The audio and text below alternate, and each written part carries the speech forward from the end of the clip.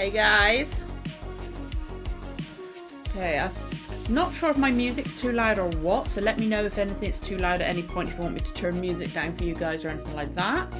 But been in a bit of a rut. There's my glasses case. It's hiding. Black glasses case. Couldn't see it in that. So I've just got, I have to clean my glasses in a second, but oi. What a day. I hope everybody's having a good holidays. I hope everybody had a good Christmas if you celebrate that. If you're not, I hope you had a good holidays from school or work or whatever. Excuse me if I just get my glasses. Still haven't heard about my contact lenses. It's been over a month now. Like, I can excuse this week, but it's getting ridiculous. Can't wait for my contact lenses because then you guys won't see my lights in my lenses. And plus, I won't have to keep cleaning them all the time on camera. Although I bet I look really fucking... Although I bet I look weird because I'm squinting slightly to try and see stuff. But I'm going to look so fucking different. And yes, I am wearing the pyjamas I was wearing in my reaction. Because... one, they're fucking... I'm in pain, as per usual. So I want to get comfortable. And also, this is a bit of a thicker pyjama top. Like I get quite warm after being in this room for a while. So I thought... this will keep me warmish for a while, but it won't get me overheated like a hoodie. So, we should be alright. Fucking hell. Excuse my language. I need to start using the good place ones, don't I? Saying forking and shirt balls and stuff like that. Especially now I've been monetized. Oh, that teared me up. That made me tear up this morning. And that's all thanks to my, well, all my reactions, obviously, because like, Blake 7 and everything like that, but it's Doctor Who, Good Omens, and Our Flag Means Death is like the main ones that I've always got you guys in. So this, the Christmas special got me over 1,000. So yes, I believe I have put adverts in the middle of my videos. Apologies, but I'm still trying to work out what works best and stuff like that. So apologies for that, but. It's all thanks to you guys that I've only got like 0.003 on monetization, but it's something and it's a start. But I never thought the day would come. To be honest, I had quite a few doubts like that, but you guys have been freaking amazing and everybody's been awesome on the video. And oh my god, that Christmas special. I have my personal favourite modern Doctor. My favourite Doctor of all time at the moment, as it stands, is William Hartnell. Overall. My favourite modern Doctor, as it stands, is Peter Capaldi. Although, from how I felt from that Christmas special, and also his put in the 60th specials, I would not be surprised if Ncuti becomes my favourite. I can't accurately put it into words. I cannot put it into words. There's just something about him, isn't there? There's something about Ncuti that just, I don't know what it is. It's difficult to put it into words, like this charm and he's charismatic, he's funny, but he's so freaking good. Like, I've not ever watched anything else he's been in. I've seen bits of the Barbie movie that he was in. I've seen, after he was announced as the Doctor, I'd watched a few clips of him in Sex Education. Not ever watched it myself. It's not really my type of programme that from what I can tell anyway.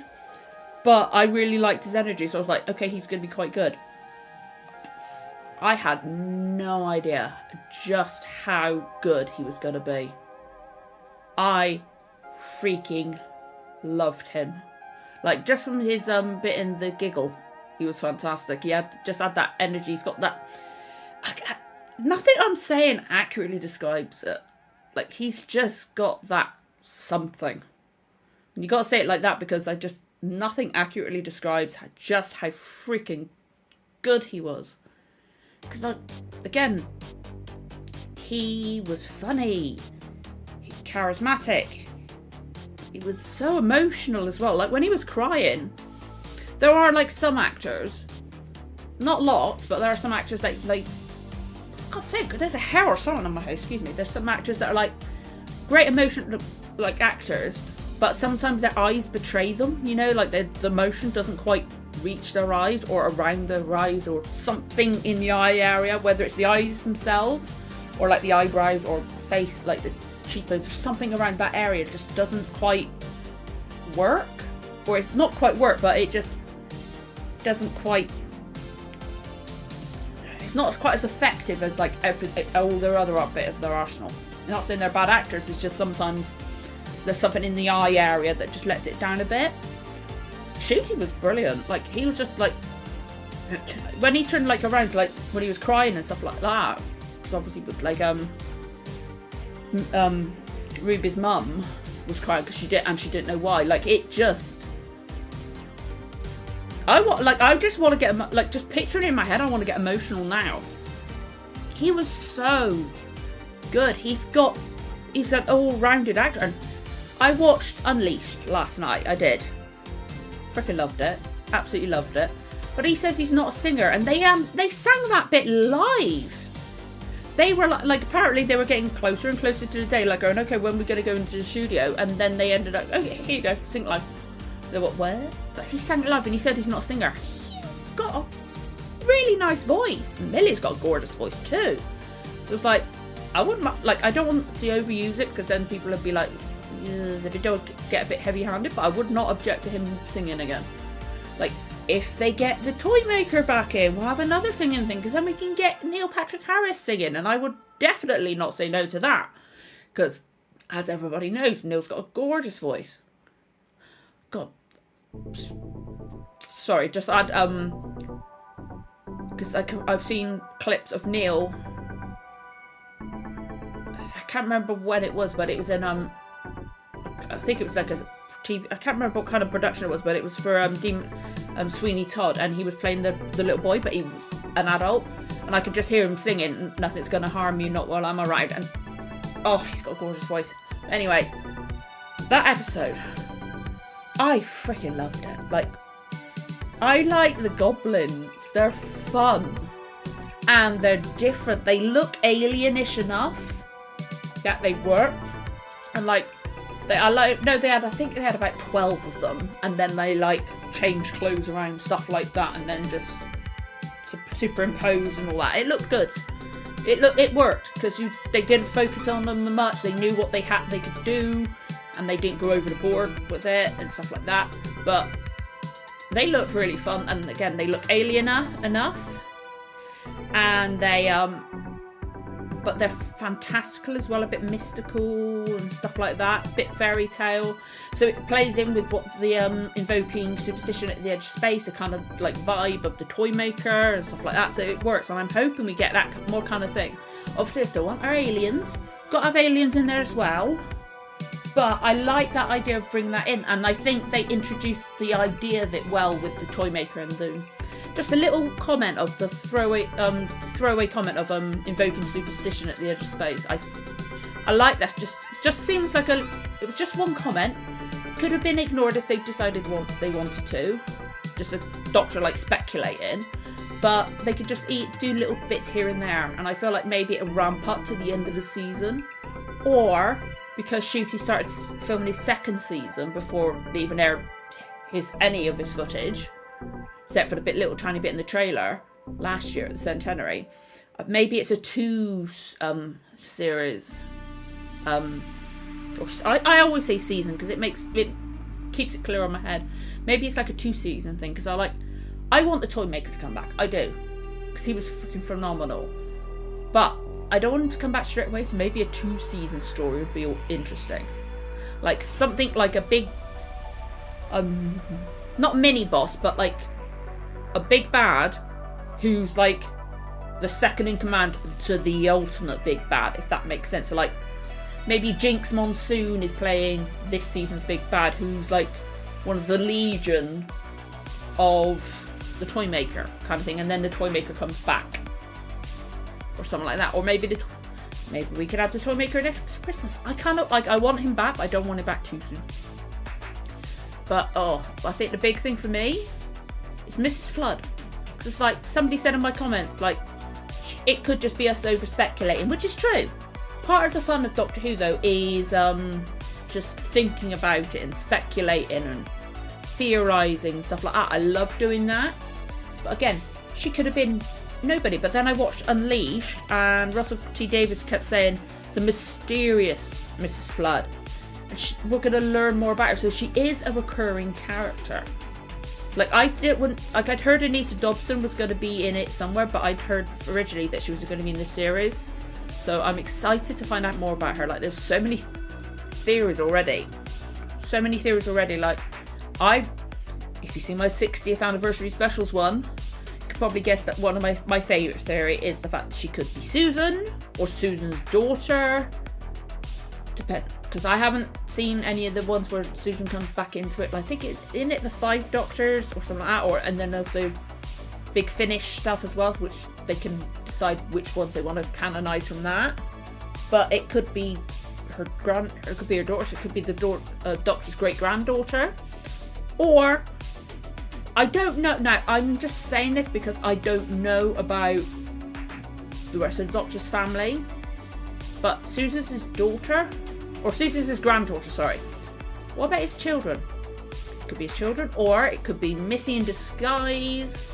It could be Ruby, or it could be the Rani. There's so many possibilities. It could be somebody new.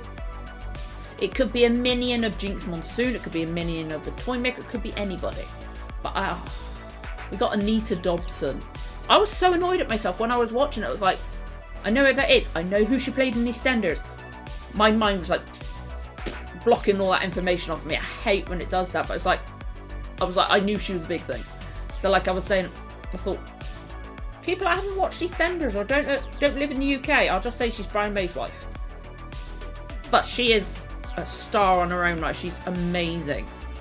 And she was fun. She was a nice, brief character, but then that little bit at the end, if you've never seen a TARDIS before, it's got to be somebody who knows of the TARDIS. Whether it's her association or she's a small minor character or something like that. Because I think somebody in my comments said they looked it up, and she the actress has not appeared in TV Doctor Who before, but I believe she's been in an audiobook or two. So that's probably, I doubt they're gonna like do that kind of character. But then again, I don't know who she played in the audiobook. But she could be a time lady, a time person, Time Lord, Time Lady. I'm going to say Time Lord because that's the easiest one to say. But she could be a Time Lord regenerated, or if she is Susan, I would prefer Carol Ann Ford myself. But if she's like Susan or the Doctor's child rather than granddaughter or great grandchild, they wouldn't have to be a Time Lord. They could just be Gallifreyan or half Gallifreyan or whatever, because of the Timeless Child stuff. So because of the Timeless Child stuff, all the Doctor's progeny could unless they're, then again, it wouldn't surprise me if only some of them could regenerate, because if they're like have a relationship with a Time Lord or just Gallifreyan, there would be the chance that their child wouldn't be able to regenerate, because if they're just Gallifreyan, they can't regenerate. I might be getting that Doctor Who lore wrong. I believe it's Time Lords can regenerate, but normal Gallifreyans can't. Isn't that right? I believe that's right. I might be getting that wrong. So this is just me speculating on the theory that it's somebody related to the Doctor. We always hear about Susan. It being his granddaughter. What about his actual child or children or anything like that? Because if she's by blood his grandchild and not like an adopted grandchild, that would be a cop-out to me. But being an adopted grandchild after all this time, first episode to now, find out she's not actually blood related to the Doctor would be a bit But if she's his blood grandchild, there's got to have been something in between. Like we've seen. Are they going to bring back Jenny and make... They would have to bring back Jenny, and then is Jenny going to be Susan's mum. Could be interesting. But then again, Jenny was only a clone. Doctor Who lore can be complicated, which is why sometimes you can like fudge over things a bit, you know, because like it gets overcomplicated after a while. But then again, you add more things into it, it can either simplify it or make it complicated. It's very confusing, but I loved the special. Absolutely loved it. I love Ruby's family's flat. I couldn't live with a kitchen. But actually, if I had it there, if it was there when I moved in, I'd get used to it, but it's not something I would choose myself. But it looked really cool. It suited the family. I love the Gran. Cherry Sunday, what a name. But I loved her, and the scene between her and the Doctor was so funny, and she was like, ooh, like, I don't blame her. He looked very good in that episode. But I love the mum as well, and the actress was great, because like when she couldn't remember Ruby, she was a completely different character. Like her demeanor changed, her posture changed, their face like expressions changed. Everything was awesome. Butts unplugged. Hey. But yeah, the mum was great. She was really good. Like just the way she changed when Ruby never came into. Oh my god! And hey, there it worked. Now whether it works for the whole evening is going to be a different matter. But this thing where you can see it in here, there. I always forget. But there, the chat box doesn't always work. It hasn't worked for several weeks of doing any streams. Where there's this. Didn't work for the last one of these. It hasn't worked for several weeks on my Our Flag Means Death ones, which reminds me, I keep forgetting to schedule that for Friday. I'm going for the wrong mug. I need to clean this up in here. But oh, I freaking love that special. I can't wait to see more Ruby. Can't wait to find out about Ruby's mum. Whether like there's already like I love that special. There's multiple things I love about the special. I love the whole thing, but there's so many theories about different elements of it.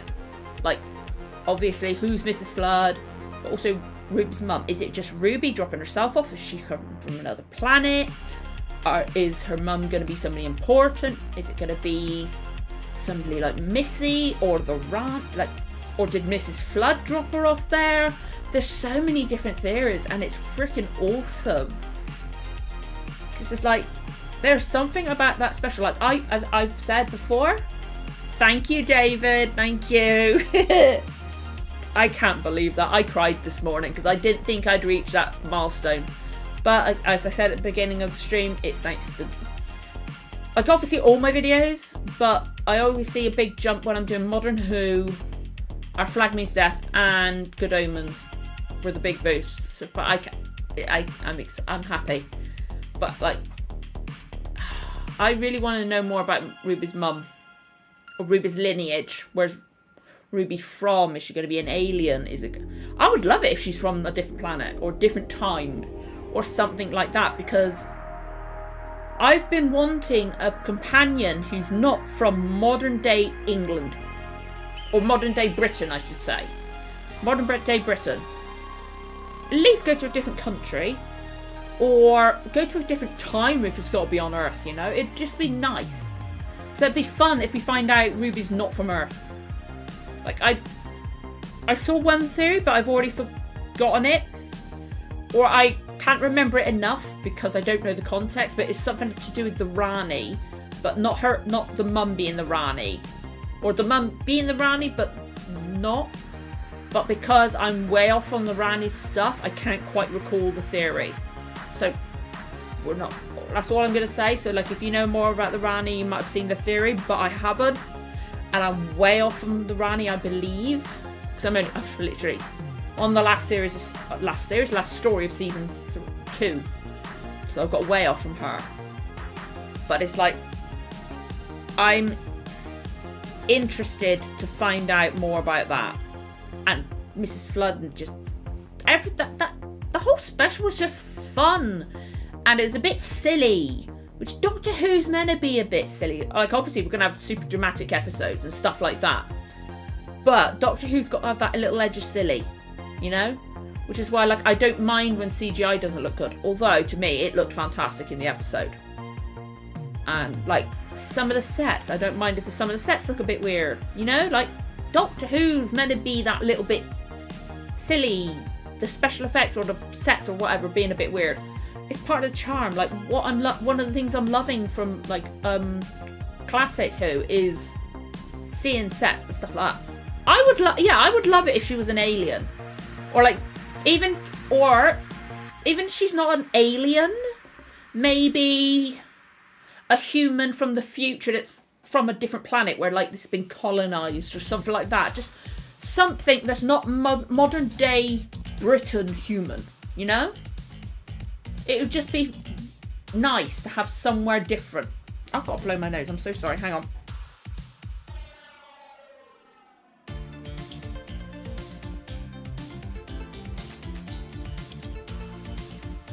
Sorry, I could feel that coming on. Like I was going to sneeze if I didn't blow my nose. Sorry.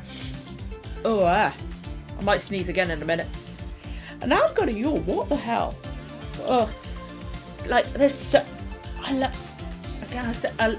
love the fact there's so many theories coming out of this episode, which is like, it's not too many, so it's like, it's not too many theories, because sometimes like if you like do so many elements that have got people theorising, it could be a bit like, well, we don't know what the fuck happened then.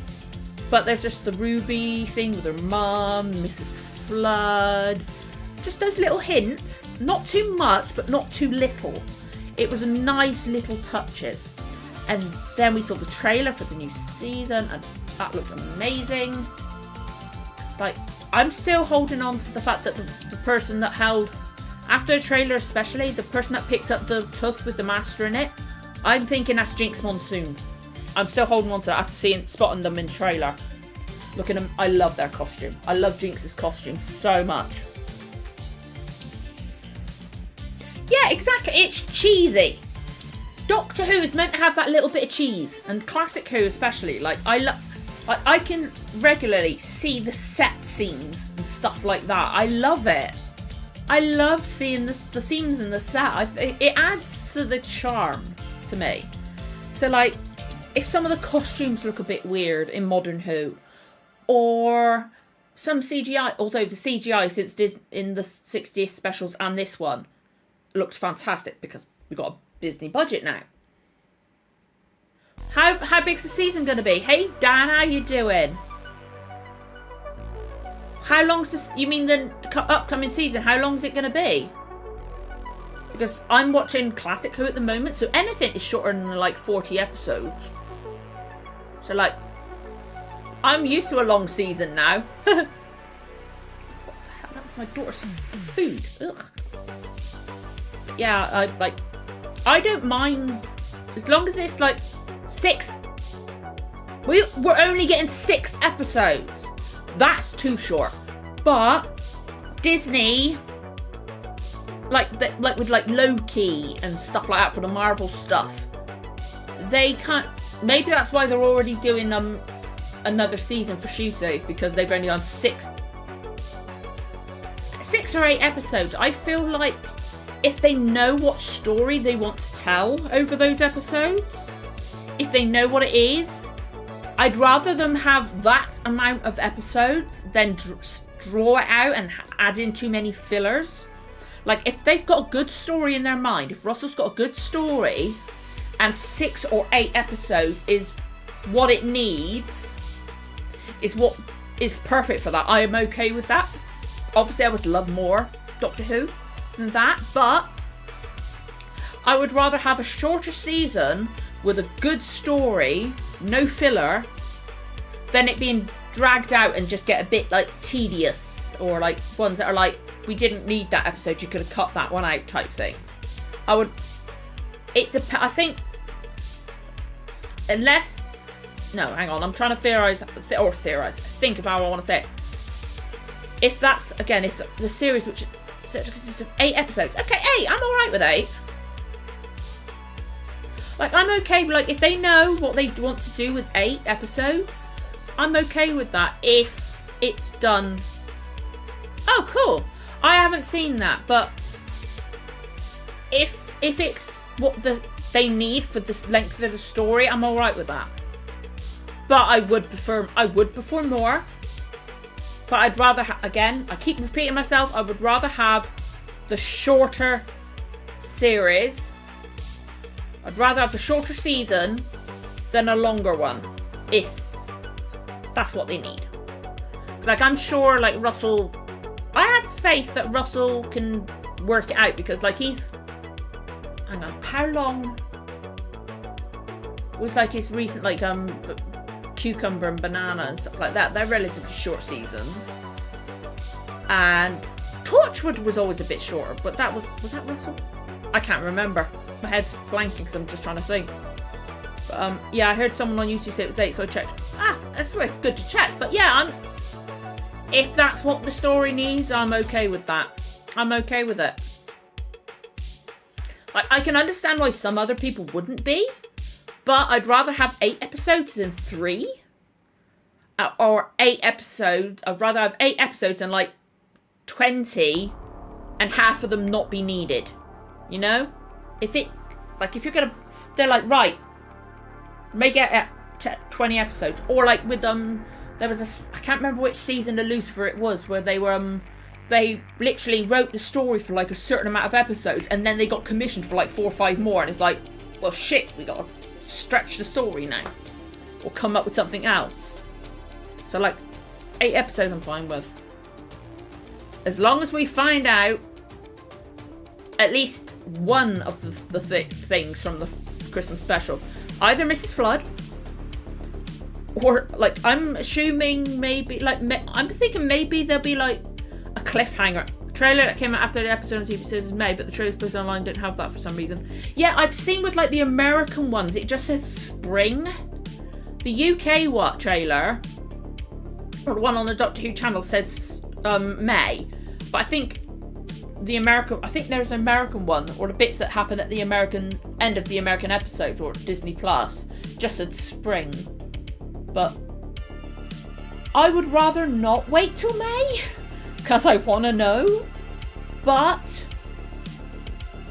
I'll wait. At least we're not having to wait another year. At least we're having at least 8 episodes of Doctor Who in 2024. It's like we've had to wait since the centenary for the specials. We had nothing else last year. So it's like we didn't have a seasonal special, nothing. So it's going to be a nightmare waiting to see more from May, but we'll do it. I can do it. It'll be a fucking nightmare, but hey, we'll manage it.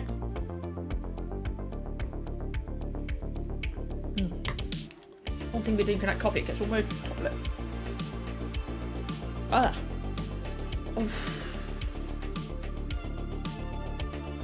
Like, I've had thoughts in my head all day about what I want to talk about today, about what I want to speak about. My head's just gone. Like, there's so many theories trying to get out that they're just being blocked, and it's a pain in the backside. Recent 4 have been, they really have. I think, like, again, always said it. I liked like Flux in the Centenary. I liked Flux personally. Obviously, some of her episodes weren't that good. I've always liked her though. But then again, every single Doctor, modern Doctor's had some episodes that are a bit like, I mean, Absorbaloff is all you need to say. But I was going to say something, but Dan just caught me. She does have a blue front door. Ooh, that to me adds to the Susan theories. But it's just, there seems to be that sense of fun has come back to Doctor Who. Like, yeah, you've got to have a serious episode or two ever so often.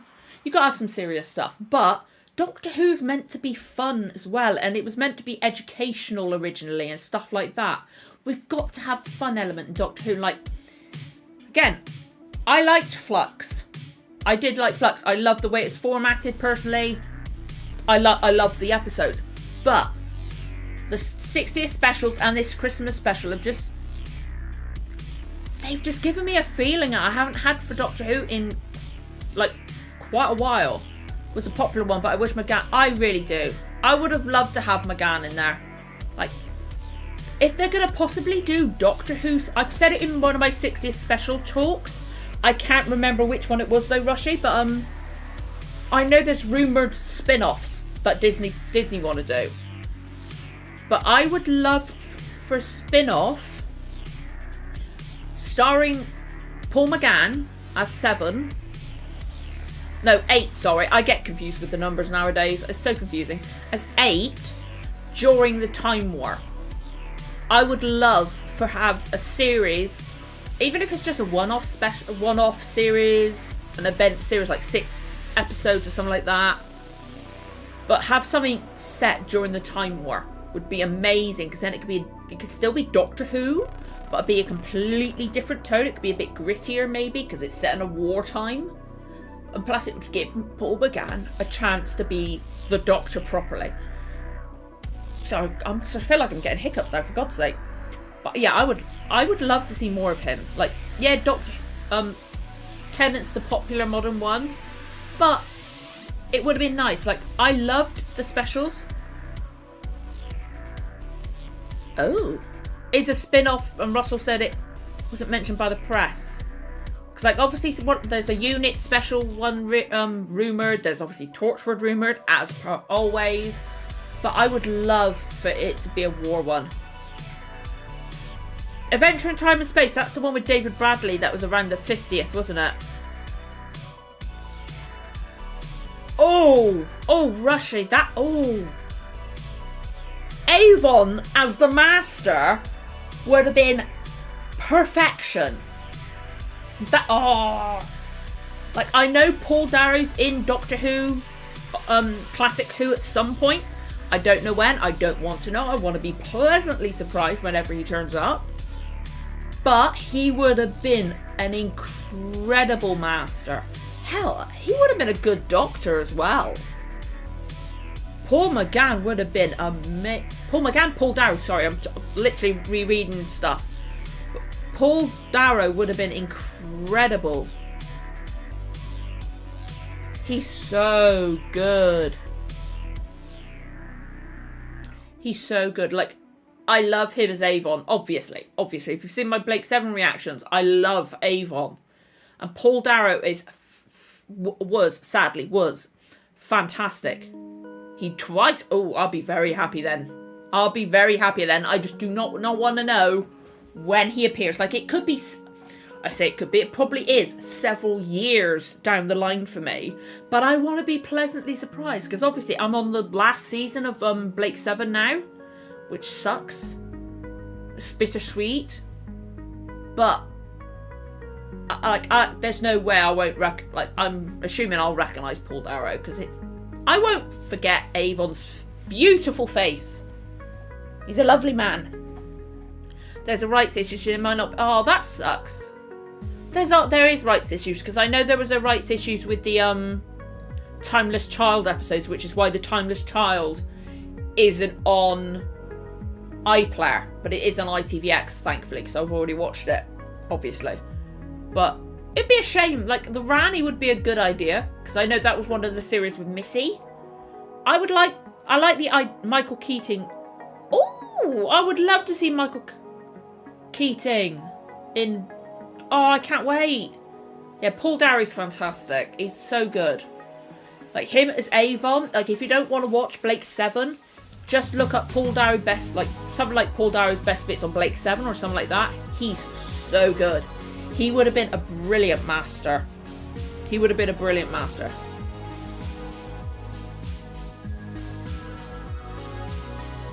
One of the rumors is a villains. A villains spin-off. I'm not sure I like that idea. A spin-off just for villains. Just... How the hell is that gonna work? How the hell... Judging... He's very cool, David. Paul Darrow is very cool. He has the look for the Master, but... He could have been a good Doctor as well. It is sad that he's passed away. I would have loved to have seen him appear in Modern Who. I would have loved it. Like, I know Blake appeared in Torchwood. Did not know at the time that it was Blake, but I would love it. But A villains spin-off just sounds weird. I don't like that idea. But yeah, I love my idea of having the a time war set spin-off, because like obviously we've seen bits and pieces, stuff like that, but having it set during the time war, like there's so much they could do. It would be amazing, and it would really give Paul McGann. I had to think for a second because I read the word Paul. I read Paul Darrow, so I almost said that again. But Paul McGann he would be so good in that kind of show. And we've got that little tidbit of him in the Centenary, which, oh my god, I love that.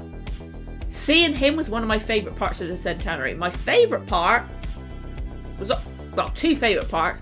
One, 7th and 8th, because they're my earliest memory of any kind. And then also, my favourite companion ever, Ian Chesterton. Stories requires good and bad. Yeah, but good and bad, yeah. Yeah, they require good and bad. I am glad that he did as well, Rushy. I'm really glad that he did. It's really good. And also, he's in the beginning of one of the Sith storylines on Star Wars: The Old Republic Online. I love. If you've played a Sith on that, there's a certain one where the guy comes out to meet you on the when your shuttle lands to meet all the new cadets. That's A1. Oh, I loved it. But yeah, you need like good and bad. Like there's a new show I'm bringing out. I've already watched all of season 1 of this new show. It's not a new show, but ended in 2017. Called Turn Washington Spies. That's the new show I'm going to be doing in January.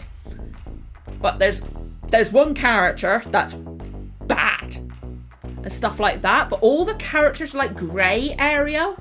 Like there's the good side. Obviously, like the Continental Army and that. They're good. Like, you know you're meant to be rooting for them, but there's still there's some bad stuff to them. And there's some but then there's people that seem good on the British Army side type thing. So like, I like it when the villains have you can understand why they're doing what they're doing. But if you're going to do a villain thing for Doctor Who, unless it's like Missy, I could understand if it was Missy. But apart from that, you can't have something centered around Daleks because they are bad. You can't have something centered around Cybermen unless it's like centered around a planet or people that are being hunted or tormented by Cybermen or Daleks. It just would not work. I've seen... what's it called? Your sister is younger than me. But yeah, I've seen about those books. Rushy. I can't remember what they're called though, but I have.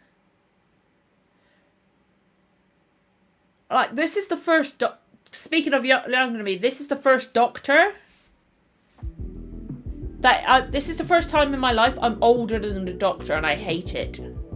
I hate that I'm older than the Doctor. It's weird. William Hartnell, Rushy, is currently my favourite Doctor.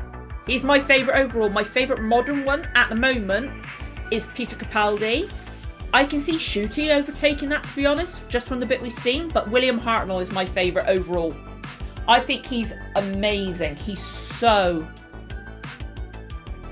Hey, I don't mind puns. Puns can be good. But sometimes my brain doesn't quite get them. So if you say one, I might not get it. But yeah, William Hartnell's amazing. But Ncuti, just from the get-go, he was so much fun. He was so fun. And he was just... He feels like the Doctor, but he also feels like a fresh take on the character. Not fresh take, but he feels lighter and stuff like that. I've heard of Time Lord Victorious, but I've not heard of the animated Dalek program. But yeah, like, he just, like, you could tell, like, with the therapy out of order thing where he says, I'm okay because you get better. Matt Smith is good. I like all the modern Doctors. I think they're all good in their own way. And there is a Doctor for everyone. There is I'm assuming it's all the same with like classic as well. there is a doctor for everyone. If you don't like a certain doctor, skip them. And if you just want to know about their stories and stuff like that, so you can not miss out, you can read summaries and stuff like that. You don't have to like every doctor if you don't want to, and that's fine. But I was going to say something. What was I in the middle of saying? I get distracted so easily. Okay, here I go. I don't know, Rushy. I'm really worried. I'm really worried. Like, I don't know how they're going to end it. And I don't want to know, but I don't know. Oh. Yeah, Shooty is amazing. Like I said, he feels like the Doctor. But he feels like just lighter. Because, like, he was more bouncy. And there's just something about him. Maybe it's the colour in his suit. Or his outfits. I love his outfits. Him in a kilt with that vest was amazing. I loved seeing the Doctor in a kilt. Oh, God's sake, why is it with my neck? Oh. There's so many things we could talk about from the special. It was beautiful. It looked gorgeous. I love... There is one for everyone, exactly. And you don't, like, if you didn't like Jodie, as the Doctor, that's absolutely fine. You could just skip her stuff, come back now. As long as you don't have a go at the people that liked something you didn't, that's where things are wrong, I think. You shouldn't have a go at people that like things you didn't. Like, I thought Jodie was fantastic. But other people didn't like her. Fair enough. I love Peter Capaldi. I know some people really dislike him, and that's fair enough. It's absolutely fine. Like, I've known some people that hated David Tennant as the Doctor. And again, that's fair enough. But Shooty's... Oh, there's just something about him. I liked both. That's alright, Potato Bomb. It's absolutely fine. It's great for you to drop in. I feel like he improved, like, as 14, because he felt like 10, but he felt like 10 with all the weight of the experiences that 11, 12, and 13 had had. He felt like, I'm doing alright, Potato Bomb. Thank you for asking. I hope you're doing as well. I hope you had a good Christmas or holidays and stuff like that. But yeah, like, David played him really well. Like, he felt, again, like 10, but with so much more weight on his shoulders and more experience. And, like, I love how, like, Shooty, like, we know he's still affected because he was like, maybe I'm the bad luck. So it shows that he's still affected by some of the stuff he's been through, at least a little bit. But because he said we're doing therapy out of order, and obviously 14 goes off and does, like, lives, he's just, there's something lighter about him. And it's amazing. And he feels like the Doctor. He felt like, to me, the Doctor straight away. That is a thing, Potato. Yes, that is a good thing. Yeah, like, he really does. I love the new opening credits, Dan Ben. But yeah, Shooty really did feel like the new Doctor straight away. Because, like, again, Capaldi's my favourite, and I first of all did not like Matt Smith. I did not like his first episode, but then I've spoken about this before, when I had it, like, the first half of season 7, and also previous stuff afterwards as well, came out on, like, our on-demand service we had at the time. I watched it. I don't know why, but I watched the first episode of season 7. I think it was actually the Christmas special, and I was like, oh, I actually like him. So, like, I don't know if that feeling of disliking Matt's episode was like a feeling of, like, I don't like you, you're not David. I don't know. But Jodie, I kind of felt like that as well, a bit. Like, I liked her first episode personally, but it took me an episode or two to warm to her completely. I would love for River to come back, any time for River to come back. I think she would love 15. River would love 15. It would be amazing. But yeah, Shooty really does not feel like, maybe that feeling is because we only had 14 for 4 episodes. or 3 episodes, sorry. Maybe because we only had him for 3 episodes that we weren't as attached to this one, or maybe it's how he ended, I don't know. Did you notice we have potentially had a future... Do you mean like in the club when he went from the floor until, like, to right next to her? Or when he was stood in the doorway with the hat? He was stood in the doorway watching her with the hat on. In that outfit, and then but then again, that was like different days, wasn't it? It was confusing having multiple days, we call it now. On the 60th and 14th Doctor, we're supposed to have the TARDIS doors open and Doctor and Companion wave. I'm glad Stephen said that, because that would be a bit weird, a bit cheesy. I like how it is. It works the way it is, I think, the credits. I love them. Like, I would love for Ncuti to have his own, but maybe for his second season he'd get his own.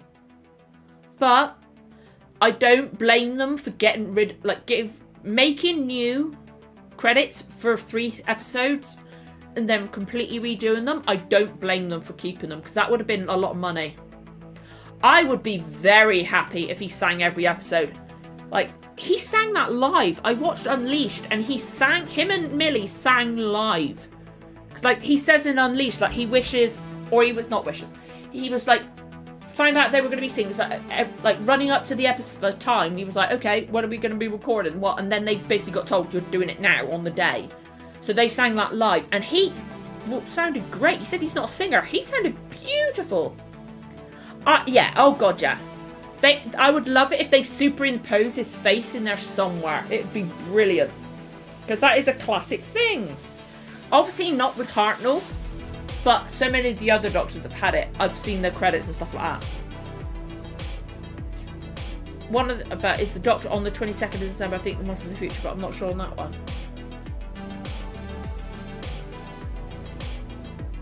The first scene from the special, where he's like, the Doctor runs out the TARDIS and he's crying, that was actually comes back later on.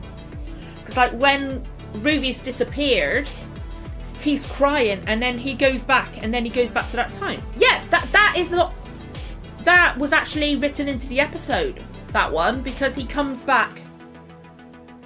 Because like he's talking to Ruby's mum, but Ruby's mum can't remember her. They're both crying, so he goes back to when she was born, like day she was born, and he's crying. So that's what that part is. When he's coming out, it's exactly the same. He's crying exactly the same. It could be that he's doing it again. It's a different scene, huh? It could be, yeah. Like, I'll have to rewatch it. I've only been able to watch it once, but it would be interesting. The skim on the vortex, some of the said, ooh.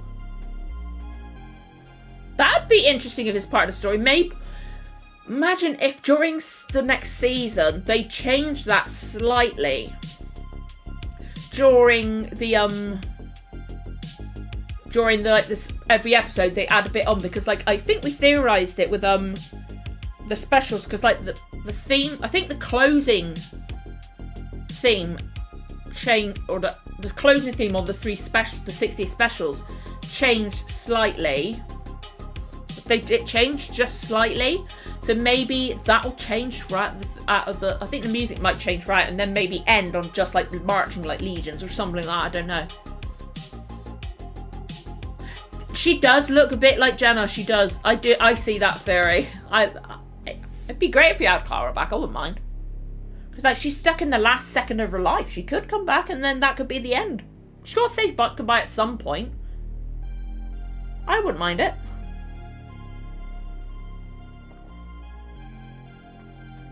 Or maybe she's a mashup between Clara and Me. It's Me, innit? It's just called Me, isn't it? She didn't actually have a proper name that I can remember. Or she did, but she changed it. But she could be like a combination of the two or something. Oh, God. His face is wet because he's crying and he rides off. Yeah, that's exactly what I was saying. At the beginning of the episode, he comes out because he's crying because the baby, and he arrives because the baby's being taken at that time, right? I don't know Benton yet. I'll have to rediscover Benton.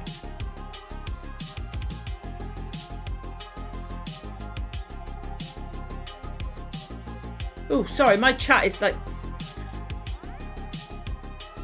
It's not?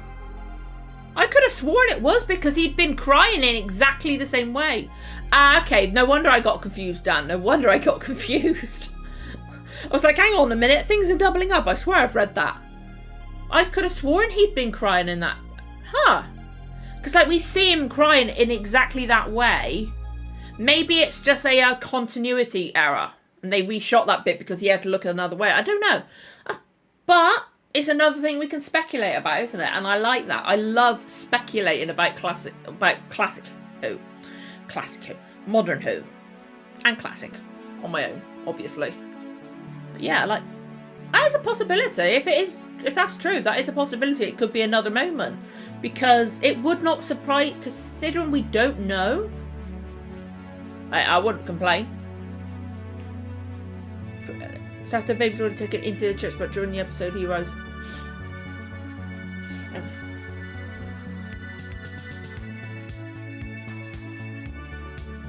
Oh, sorry, I had to sneeze. I could feel that coming then. Huh! So that could be from another episode in the season. That is true. It could come back in the season. I think my head just automatically... I think we're meant to believe it's the same thing because he's wearing the same outfit, he's wearing the same shirt because at the end of the episode he changes his shirt, stuff like that. So I think we're meant to think.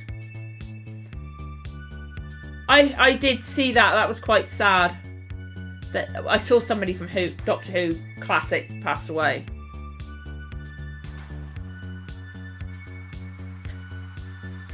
Hey Ronnie. I thought they were wonderful, Ronnie. I thought they were absolutely fantastic. Both Shooty and Millie they just fit straight away, and I love Ruby's family as well.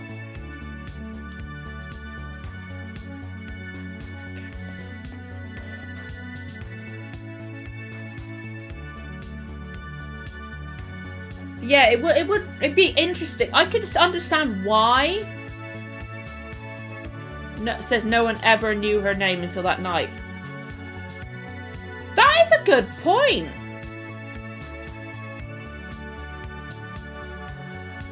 That's a good point because it wouldn't surprise me if they come back considering we've already been to that night. It would not surprise me if he comes back at that time. Maybe after that's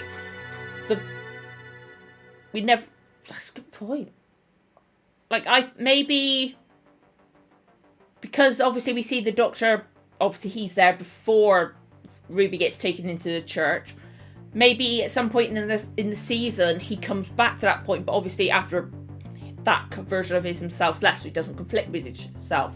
But that is a good point. I didn't think of the fact that they said about the name and calling out and that. That's interesting. Huh. Ooh, there's even more theories about this episode.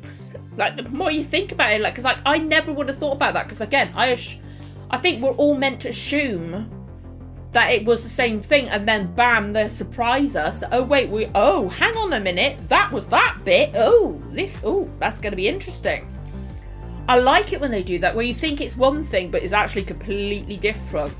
That'd be awesome, because you never know. That bit from the beginning of the episode could be like the last episode of the season, or something like that, where we actually do find out who her mum is. I saw Rose in the trailer. I'm so excited. Donna could be there because she is meant to be working for UNIT. I'd love that. But, obviously I want to see David Tennant's Doctor at some point. I don't want him... No worry, Butts Unplugged. I hope you have a great new year. And thank you so much for coming in.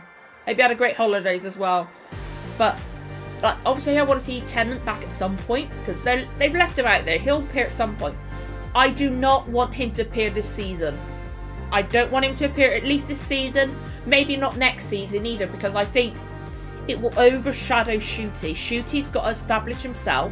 To me, he already has. He is already the Doctor. He was in his first 2 scenes. In the 60th. There we go. Got there in the end.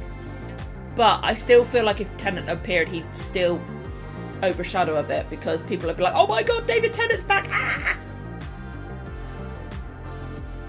Oh yeah, I've been theorising about that already, whether it's the Rani, whether it's Susan, whether it's one of the Doctor's children or child, because obviously Susan was his granddaughter, or whether Mrs. Flood is the Doctor's, is Susan's grandchild or child.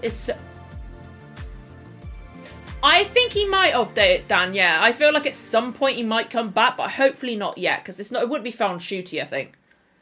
Comes back to study Ruby, it would explain why he's standing at the doorway looking at her with the hat all serious. That would, Potato, that absolutely would, because like, he appears in that hat one time, we haven't seen that hat again. So it would not surprise me if he comes back and he's maybe trying to learn or notice things, or maybe he knows something and he's just back at that point and he's like, how did I not see this before, or something. There's so many things we could theorise about for this special, and it's awesome.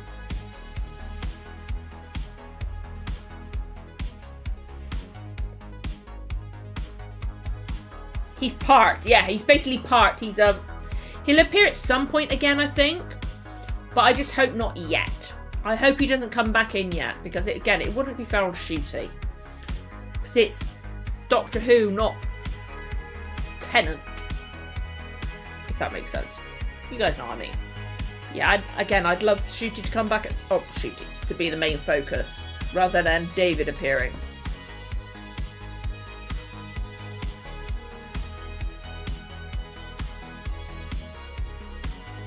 So I just had some pop up on my screen. Where are we going? I don't know. Seem to tell you on it. Which is weird. Which is weird because obviously he separates it because 15 had to get his TARDIS. I think he said that in Unleashed about the TARDIS. I love the gloves as well. They're so cool. But he knocks the TARDIS he gets into out of the other one. But they're still technically the TARDIS. Maybe he's saying that because maybe if we see Tennant's TARDIS, maybe there's now restrictions on Tennant's TARDIS, like he can't do certain things. So that way he can't become the main focus or anything like that. So I feel like if he comes back into it and we get that TARDIS again, I feel like there has to be restrictions, because otherwise it's like, we don't need two doctors. I don't want two doctors to be there all the time. It probably does mean the same. It could mean the same. We don't know. It could be Russell being cryptic. He could be being cryptic. He could say one thing, mean another, but he's actually saying that already. So I've got a scratch on my neck there and it's fucking hurting. I'm just going to sit there like that now. But he could be saying one thing, meaning another. It could be anything, really. And I like that. I like the fact we don't know. God's sake, why am I yawning? Oh, I hate that. I randomly yawn. It's horrible. Oh, I think coming up to May, would absolutely have to do another one of these.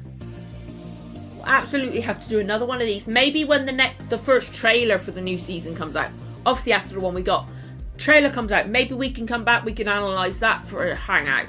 And then when it's coming up to May, we can absolutely come back. Do another one of these.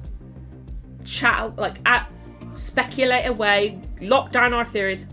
She is very creepy, but Anita Dobson is an absolute legend. She absolutely is. But yeah, I'd love to do another one of these, just before the special, so we can right, let's lock in our theories. Write them down. This is our main theories. What do we think is going to happen? And then we could, maybe I'll do a hangout for each of the new season, which I love the idea of doing that. Hangout for each episode of the new season. And then we could say, right, this happened. Okay. Are we going to change our theories? What do you think? I would love that idea. I think that's an awesome idea. I want the theme as well. I love his theme.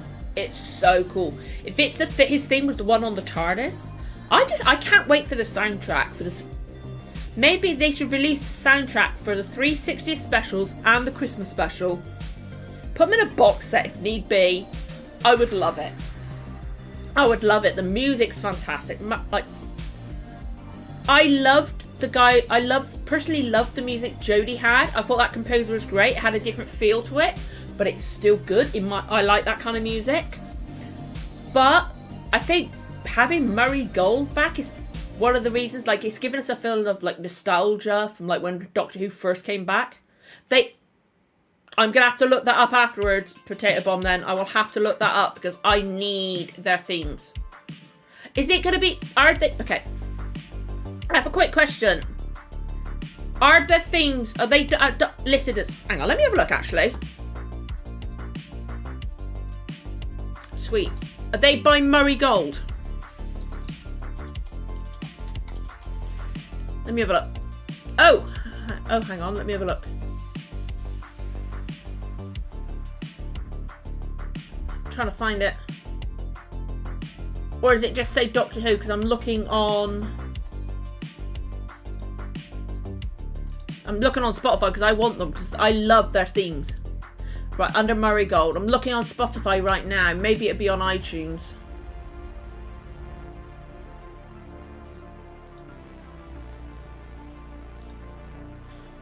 Okay, it's been a while.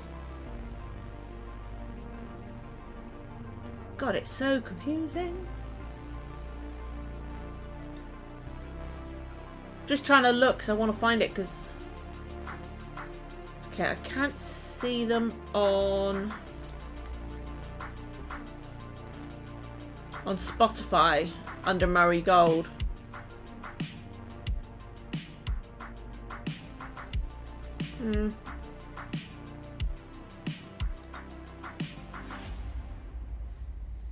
I'm just looking because I want them. They're so cool. But yeah, I can't find it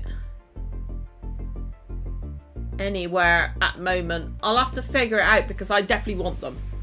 I love the theme that was playing with... Is it the one that was like when Shooty's like leaving at the end of the 60th specials with that music in his TARDIS? Because I love that music. Like, I just want the music because it's so fun. And it just felt happier. And it was like, obviously there'd be serious music, but it really did feel so much happier and like more fun and stuff like that. I want the music so badly. God, my nose is fucking irritating me. Oh, and now I'm yawning. I cannot win. Oh, I'm so sorry. I cannot fucking win, can I? And my fucking phone.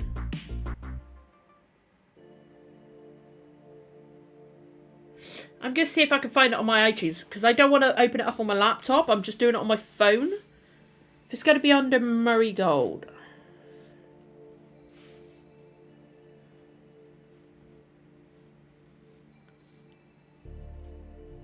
Let's have a look. I can't find it. I might find it if I search for something else, but I definitely want them. So I think they're really cool. I loved the music in all the specials. I thought it was gorgeous.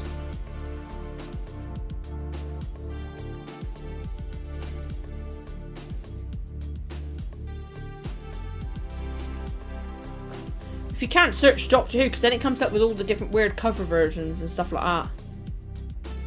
Or people like re-recording it so they can have it. Oh, I can't look on the phone. The icons are too small. I can't look at the pictures on there. But, the music's amazing. Like, it's so good. It just fit. Like, it accentuated the scenes. But it also, at points, you don't notice it. That is there. Which I love. That's what music in TV shows and films should be. They don't draw you out of it. Obviously, if there's an epic piece of music, you're going to notice it. But it's when you don't notice it in a normal scene is when it's the best. Because it just, like, it just... Yes, I knew she was going to be playing a character called the Duchess. I have heard that one, Dan. But yeah, like, when like, music, you don't notice it's there, but it still, like, adds to your attention and stuff like that. That's the best kind. And I had that happen multiple times during the specials. All 4 of them. But yeah, I can't wait for Indira Varma to be in it again. And to me, in what she's wearing, looks like she's in the same episode as Jonathan Groff. And oh my god, I cannot wait for that. I cannot wait for Jonathan Groff. Because, like, we've seen Shooty sing on the show. I would love it, obviously, if Jonathan Groff sings on the show. Because, come on, it's King George. King George. He was the king in Hamilton, wasn't he? And he's the future king in Frozen. So, I just think he's awesome. They do put the music on Spotify. Oh, yeah, I've seen loads on there. But I will have to, like, sit down, find out how to find it. To be able to look it up. Because I absolutely want all the music from the specials, like, liked on my Spotify so I can find it. It's awesome. I'll just have to look it up properly and research it, because otherwise I'll just be sat here like this, just staring at my screen, not talking. My head does not like, my neck there does not like me sitting forward. Obviously not sitting forward like that, just does not like me sitting here at all. Just got to stretch my back ever so often. Ay. But things are insane after those specials. Like, again, I love it. I'm slipping into a replay for myself of the God. Oh, I love the song. Like, obviously the lyrics are disturbing, but they're meant to be disturbing. They're meant to be disturbing and stuff like that. We're meant to be like, oh god, that's disgusting. Like, oh my god, that's gross. That's a scary lyrics. The fact they're talking about eating babies, seasoning them, stuff like that. It's meant to be disturbing. But the tune of it is such a bop. It's like, I find myself humming it all the time. And I believe it went to Children in Need. So of course, it's like, I have the iTunes subscription, so I don't have to pay for the music on there. So, but I went ahead and I bought it. I went into the app. What's the actual app called? Oh, not the App Store, the iTunes Store. And I bought the song because it went to charity. I don't usually do that, so I had to go check what the actual app's called. Yikes. Oh, dearie me. My neck is killing me. Holy crap. That's insane. Sorry, I just opened up my manager. It's 1013. Ah. Yeah, there's definitely salt. Like, bind it. Obviously, sprinkling salt, invoking superstition at the edge of time. Put it in the vault, bind it in salt. And then the song, Sprinkling Salt. That I do think that's got to be a thing. Especially since they're meant to destroy. They should have destroyed the toy maker. He was like, the Doctor's wish, or his reward, not his wish, was for him to be banished from existence. He's folded up in that box. They're leaving a way for him to come back. So I'm thinking maybe if Salt's mentioned enough over, like, I'm thinking shoot is 2 seasons, the second one that he's filming at the moment, or I don't know if he's still filming it. Obviously not Christmas break. But I think maybe it'll be mentioned multiple times over these 2 seasons, and then he'll come back for a special after that or something. Because I want the toy maker back. I thought Neil Patrick Harris was a perfect Doctor Who villain.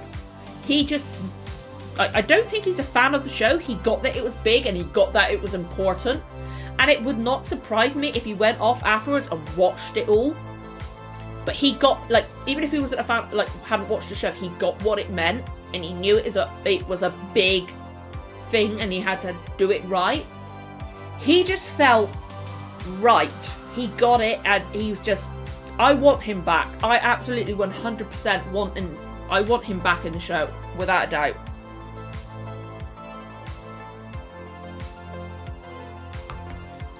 I think he was absolutely brilliant. But, like, the things we saw in the trailer, like Jonathan Groff, because we saw Jonathan Groff. I'm not on. Oh my god, they're not on iTunes, but they released the soundtrack of BBC Two. Okay, I will listen to that. But oh my god, Potato Bomb, thank you. Thank you so much for the super chat. I think that's my first. I think that's either my first or second ever one. Oh, thank you so much. gonna make me cry. Thank you for that. Thank you for doing that to just let me know. That don't make me fucking cry. I'm still getting used to the fact I reached 500 subscribers so I could get super chats. And now I've literally got it ad revenue. I'm going to shut that down because that's crazy, but thank you so much. That's amazing. Oh God, I'm going to go silly again. Stop it. Oh dear. Like, freaking hell, what an emotional day this has been. Like, I cried this morning. I had a weird feeling, or I hoped that maybe that my reaction to the 60th might, if I'd gone by like my 60th anniversary reactions, how many subscribers I got from those, I had a feeling that my Christmas special might put me over the 1,000 mark. And when I went to bed last night, I was like, I think it was like 998, and I was like, oh my God. And I woke up this morning and yeah, I'm now 1,013. Hey, there we go. It appeared. It took its time, but it appeared. So yeah, you've now seen my super chats, or all my alerts are Doctor Who themed on this channel. All of them are. They are on my Twitch as well. My Twitch ones are Doctor Who themed. But that was a bit of a delay, wasn't it? But it appeared in the end, which is great. So we got to see Eccleston. But yeah, thank you so much, Potato Bomb. That's amazing. You made me go silly now. Stop it. Oh, I could speculate so much about. I know the Goblin song isn't. But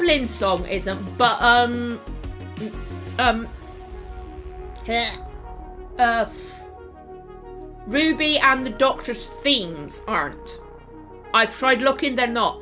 I'm assuming they'll like maybe release them now that the Christmas special's been out. They might do a collection for like the 360th specials and the Christmas one and release those at the same time or something like that. I hope they do.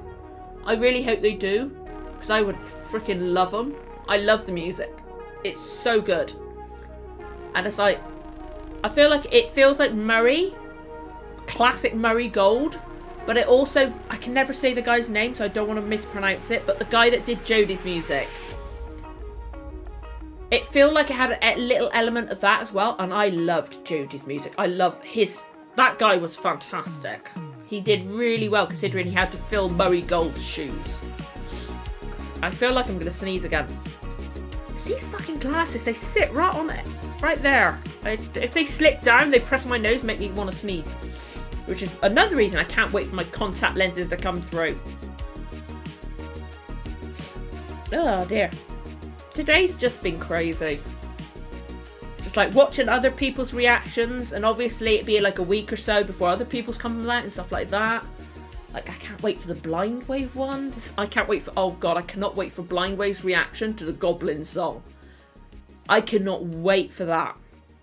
Like, I love watching other people's reactions and like seeing you guys comment, because it helps me develop my train of thought, and it also helps my head process what I've watched myself and stuff like that, which is one of the reasons I like watching reactions, because like I can watch something and I've got thoughts in my head, but watching other people's reactions and hearing their thoughts and ideas helps me develop my own, and I think it's awesome.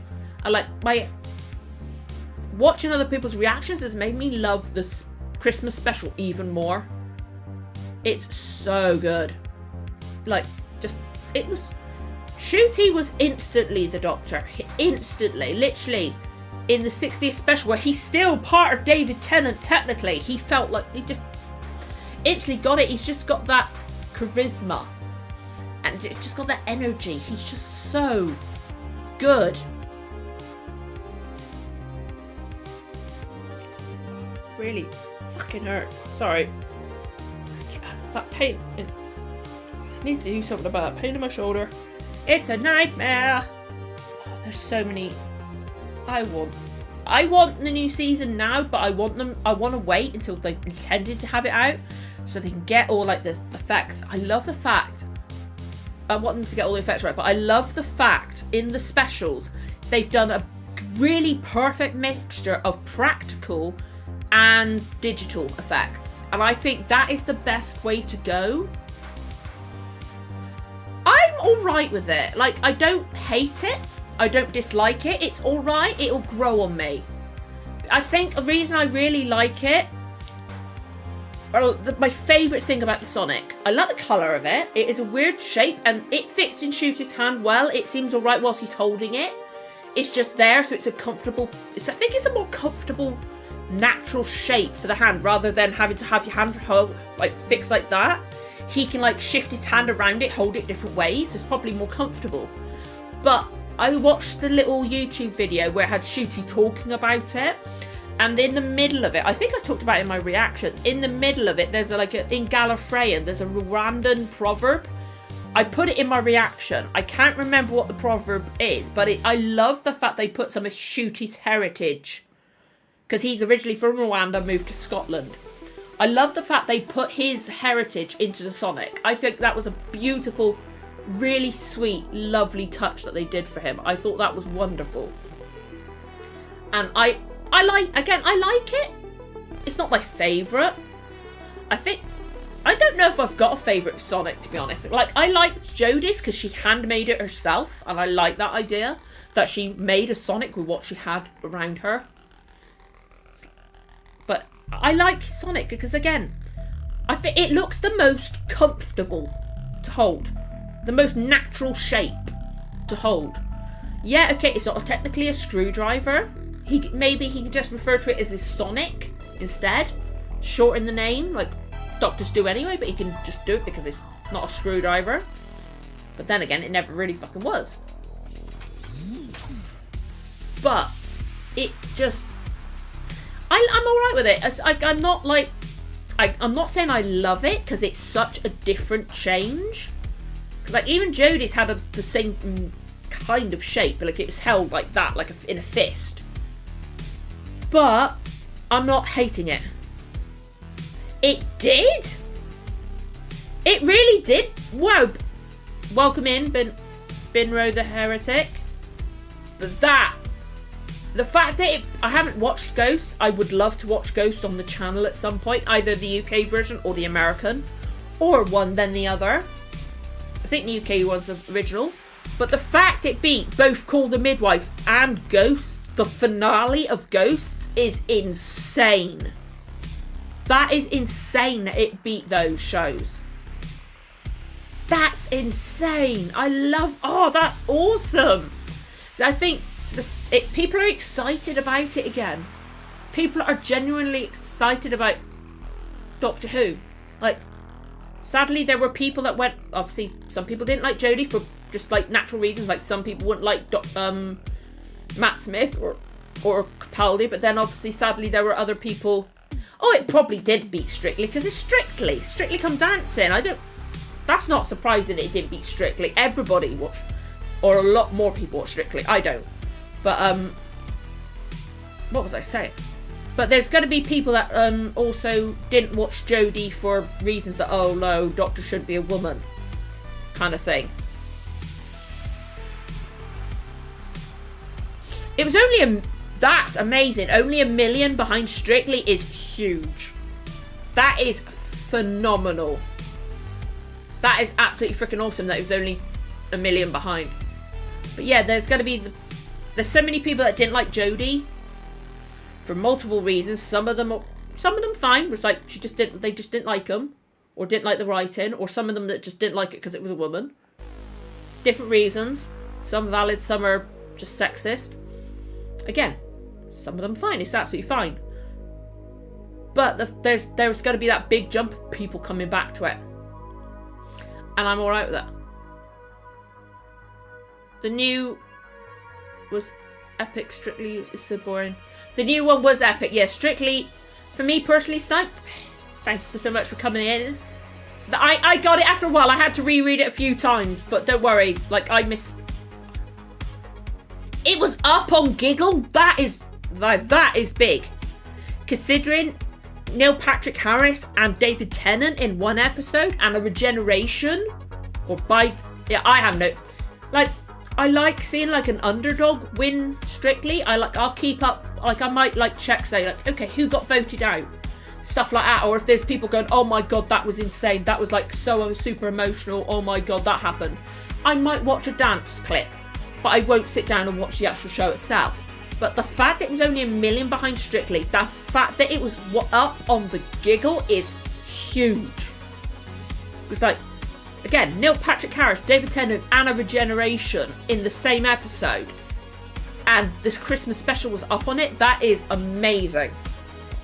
I really do feel like the combination of David, the 60th, Murray Gold coming back, Russell coming back, new Doctor, Shooty having the fans that he... There's going to be people that watched Sex Education coming in because they like Shooty, so they're coming in to watch his new programme. So you got all the people that might not have watched Doctor Who before, but they're watching it for Shooty. You got all those people coming in as well. There's people that are watching it because it's on Disney Plus around the world as well. That maybe they didn't have the channel before that it was on and stuff like that, but they can now watch Disney Plus. It's always celebrities that don't need the money, and also for like last like who knows how many seasons.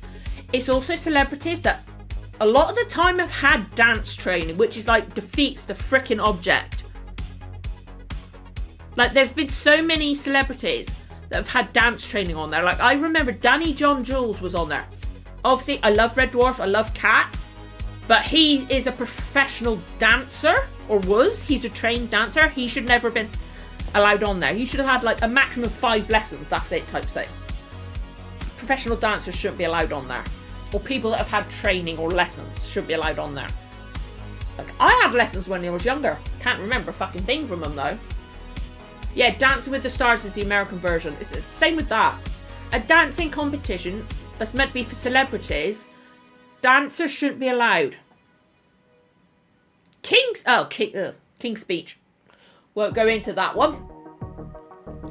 Then Who plus ITV had one programme in the 90s and it wasn't Corrie, damn.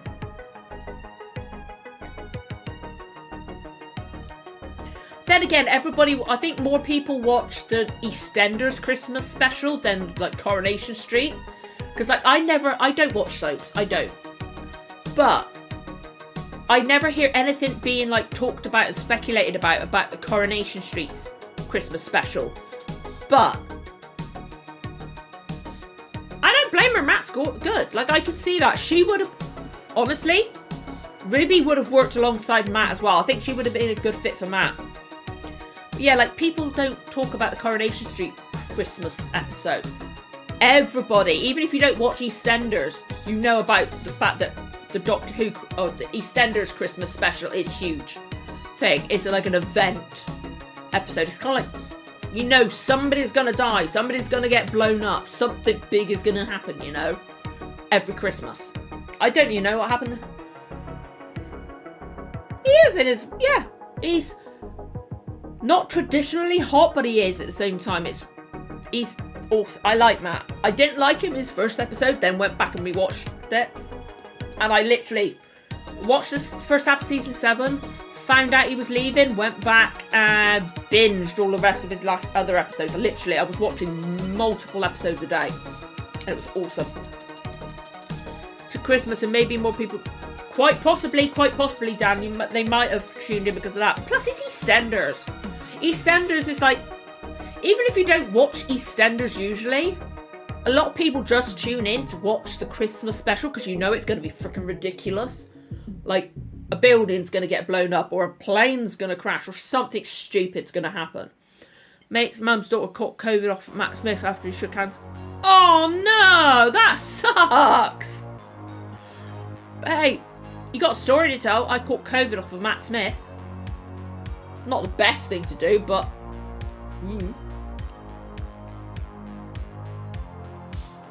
Oh. Yeah, I'm so glad people are excited about Doctor Who again. It's like and the fact that it's... I see what they've done with, like, on BBC iPlayer now. They're literally calling it season 1 or series 1 from like 2023 onwards. So it's like, it's a new... We've got classic Who. We've got what we've been calling so far modern Who. But now we've got I think people are probably calling it the Disney era so far, but I'm assuming we'll come up with a name for it, and Modern Who won't be Modern Who anymore, but you know what I mean? Oh, House of the Dragon. They're not Potato? Huh! That's weird. I don't know why. Thank you so much for that as well. I don't know why that's not happening. Let me see if I can find out. Let me see. I have no idea why that's not happening. Ruby is very reminiscent of Clara. Yeah, I don't know why that's not happening, Potato. I'm so sorry, because, like... Yeah, like, your last one was at was like 24 minutes ago. That's really weird, Potato. I have no idea why. Fantastic. Oh, fantastic. I really don't know why. Like, I haven't blocked you. Series 1, whichever they use, because they only have a doctor on there. Ah, that makes sense. That makes sense with that. Yeah, I don't know why your comments aren't showing up.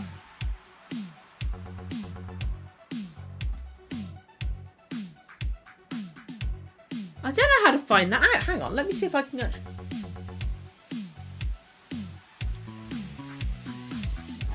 They use because only... Oh god, I just got double my voice. I'm just going into the thing. I don't know...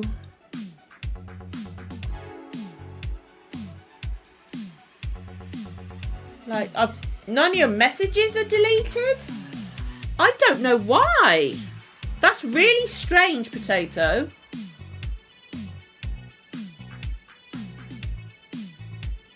She is quite reminiscent of Clara, but I don't mind it. It's alright so far. It's not like heavy-handed, obvious. Plus, Clara was from Moffat. Oh, sweet! I'm on the last story. I'm on the Time Meddler story. I literally just started it this week. Yeah, I really don't know why your chats aren't showing up. That's really weird, because I've not hidden your comments. I've not put you in a timeout. I really don't know why, Potato. It's not anything on my end. I haven't done anything at all. I've not had a message come up. Let me just go into my little my web browser stream manager, just in case, just to make sure there's nothing, no message that's come up on there. Just double checking. I really don't know why. I'm so sorry, Potato. I really don't know why your comments aren't showing up. It's literally nothing I've done. Hartnell's my favourite. I don't think so, because... Hang on, let me go into Stream Elements. I don't think you've said anything... That's really strange. Hartnell is my favourite Doctor at the moment. Apologies if you can hear my typing. I'm just going to go into Stream Elements, because that's what my bot's from. I want to change that bot sometimes, because I keep getting issues with it. I just got to log in. But yeah, I'm so sorry, Potato. I'm trying my best at the moment to try and figure out why your stuff has not shown up. I'm so sorry. Let's have a look.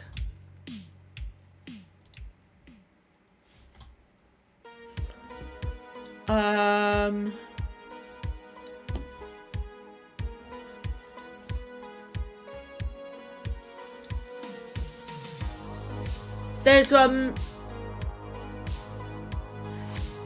I've got things that are like symbol protection. Oh, I don't need that really, because I don't really have people that do that.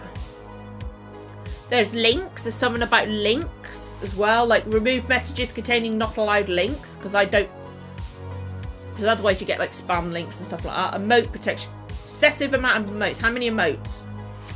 20 emotes. There are so many animated ones. Like obviously the second Doctor's got loads, but I've already got this one ready. Although I bought that and then found out it's on BBC iPlayer. It wasn't on ITVX. I was like, oh crap, I better buy it, so I got it. They've put it on iPlayer. So luckily I don't have to buy any. Western Canada, so I only opted to see Doctor Who from Disney Plus with new stuff at Amazon Prime for that's absolutely fair enough, David. I can understand having to buy an Amazon Prime subscription and then another one just for the BritBox stuff is a nightmare. I can only imagine, but yeah, I really don't know. I'm leaving my link protection on, so I'm so sorry. Potato, I really don't know what's happening. Because I've only got one bot on. And I do not know why. Like, it's not, my bot's not even showing as a participant in the freaking chat, for God's sake. I really don't know. Like, I cannot see anything as to why you wouldn't be in there. I'm so sorry. Oh, sweet. Yeah, I haven't, obviously, I'm on Time Meddler, so Stephen's first story. Or first proper story, because obviously he was in The Chase as well. But his first one as a companion. I've watched the first episode of that. That was this week. And then next week, I'm not releasing any videos because I'm taking a week to get my head just to go, ugh, because I've had a busy month. So next week, there's no new videos being released. I might edit some to try and get ahead. Or I might just record some stuff to try and get ahead on that regard. But we'll see. But yeah, I'm so sorry, Potato. I really don't know what's going on. It's absolutely nothing I've done that's caused it. I am so sorry. Great, I've got freaking hiccups again now. That is so weird. TBS up for free, so you don't... I've never heard of that, but that's good to know. That's good to know that it's free somewhere.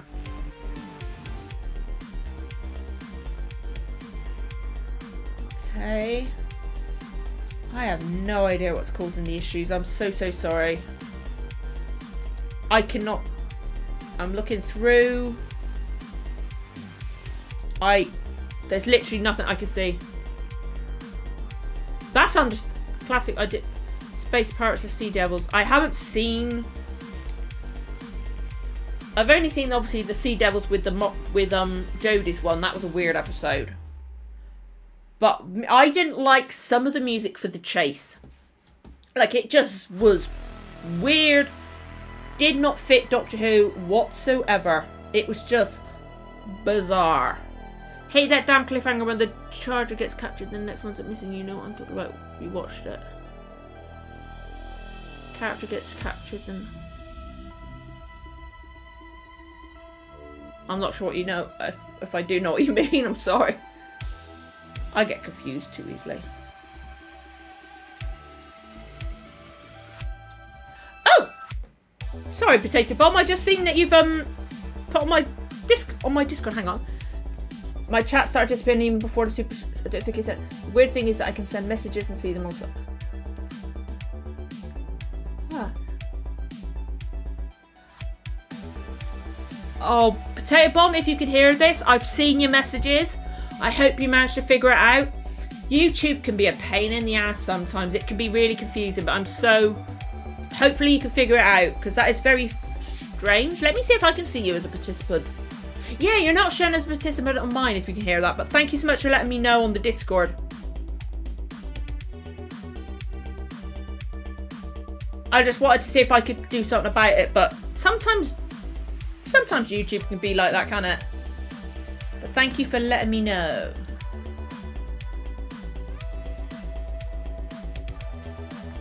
Okay, here we go. Okie dokie. I think we're all right there. Yeah, I'm so sorry for the issues. Awesome. I'll keep my Discord open just in case. There's always something with YouTube, isn't there? But then again, there's always something going wrong with my stuff after I discovered with What We Do in the Shadows. It's worked for multiple weeks. I tried it with Disney Plus again, and they're like, no. Which is a pain in the ass, because once I finish season 3, I got to figure out a way. Show me a chat to someone else. You were into... Huh. Maybe... Sorry if you guys don't understand. I'm just reading Potato Bomb stuff because they're sending me stuff on Discord.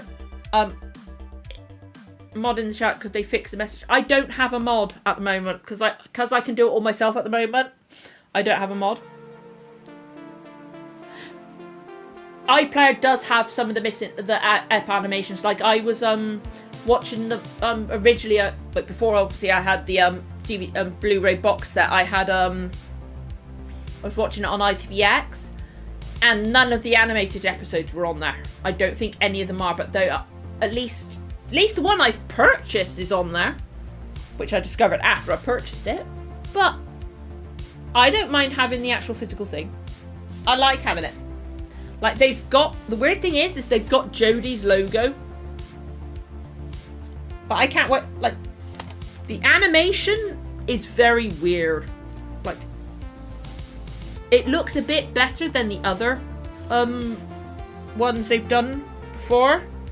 Because there have been some weird animation. Like, Reign of Terror. Oh my god, some of that animation was just difficult to get through. But the Toy Maker one looks interesting. I've pre-ordered that. Obviously, I'm way off the Toy Maker. I know it's First Doctor stuff. But I've pre-ordered it because I want to have it. And I'm looking forward to having it.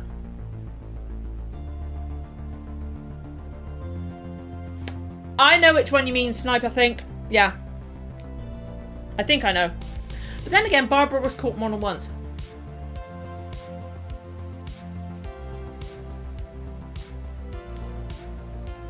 Sorry, I feel like I had a hair in my mouth then. Oh, dear me. New ones to DVD. Yeah. I like it. I don't mind having the DVD. Like, I'm fine with having this one. Like, I like... Plus, it looks nice. Is there any... Oh, and plus, with this one, they've got the really cool thing. It's animated in black and white, and they've also done it with colour as well. So when I react to it, I could decide whether I want to do colour or I want to do the black and white. I kind of want to do colour, to be honest. It'd be quite fun. And then they've got a remaster of episode 3, which is the only one that's fully surviving. They've got remastered a clip from episode 1.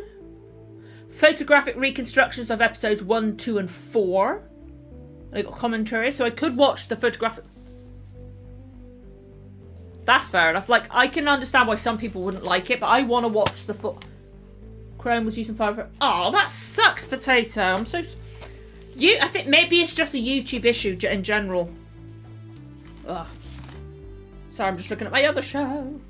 Sorry. I'm so excited to start. I've got to try to edit that show, because my god, that is going to be a pain in the backside to edit. But my god, it's good. It's such a good show. Cannot wait to start putting my reactions up. It's such a good show and I highly recommend it. Scream of the Shark is not on, but that's weird. That's weird. Maybe they haven't got the rights for certain ones. Maybe they can't put certain ones up. Like they couldn't do the first episode with fucking hell, what's the first one's called?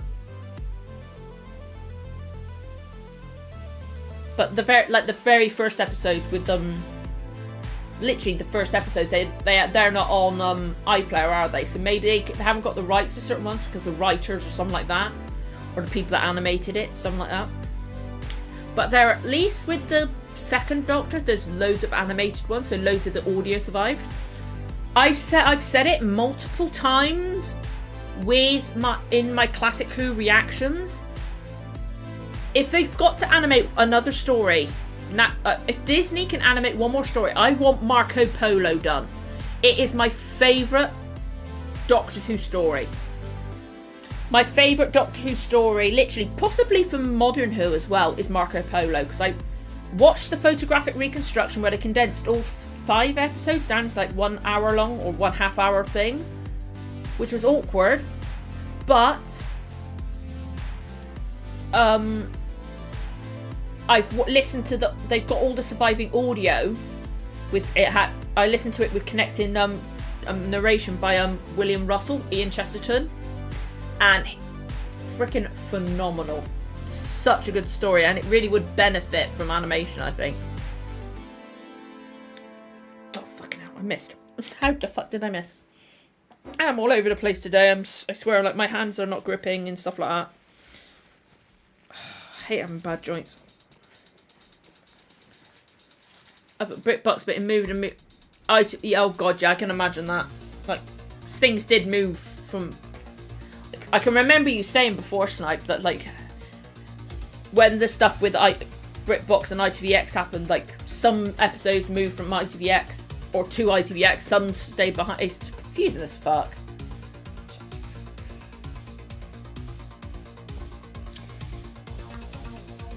I think... I don't know what the rights and that are like in America, but I think it would be better if they had... It'd be good if they had put Classic on Disney Plus, but then again, I don't know what the rights are like. Hey, Potato! Your phone works? I can see your chat! Yay, at last! Pain in the ass! Yay! Well, mad, I'm just glad... Yeah, I can imagine. It's good that they're all on iPlayer. I love the hub, the Hooniverse they've created on there. It's awesome. We see yay! You've been spotted, Potato Bomb, at last. Awesome. I really hope it does. Like, I know maybe they're having to, like, reconstruct some of the footage or, like, remaster some of the footage, or some of the scenes have to be animated. I know they've got the audio because I've listened to the whole story of Marco Polo. I've listened to the whole story as an audiobook. It is such a good story. It's so good. I'm glad. Like, it wouldn't have surprised me if it was on my side, Potato, because I've had so many issues. I always seem to have issues. It would not have surprised me. Right. Oh. So maybe it's something with YouTube's website. Maybe the app's fine on your phone. Maybe it's just YouTube's website's going funny for certain people. It could be something like that.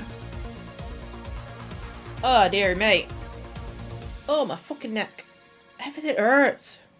I can't sit back like this for too long. I can't sit out like that for too long.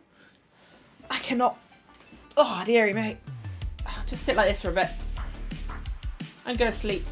So I really could. Great enough. Shush. Oh, dearie me. I will stop yawning soon. When I'm in bed, I'll stop yawning. That'd be when I wake up. I'll go to bed and I'll wake up. Sounds about right, doesn't it?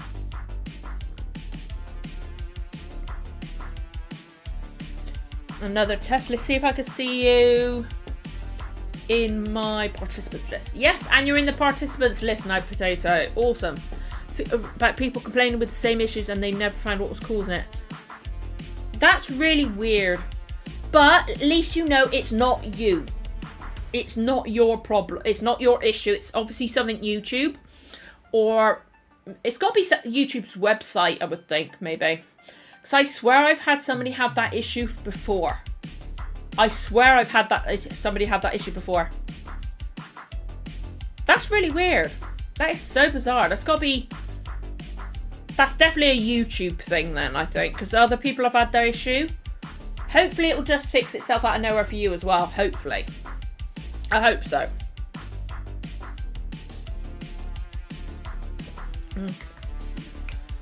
Oi, oi, oi. Oh dear. I think next week I'm gonna need to find time to rewatch the Christmas special, and just try to.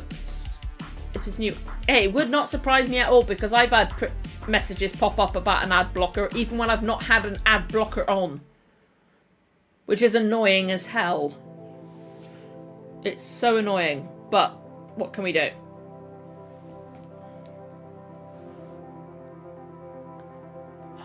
Yeah, I think next week, whilst I'm not releasing anything, I've got to rewatch the special so that I can just try to notice things, because I'm definitely going to be rewatching I definitely want to look at the opening scene and then the later scene and just look for the differences and see, right, okay, that bit is not from this episode.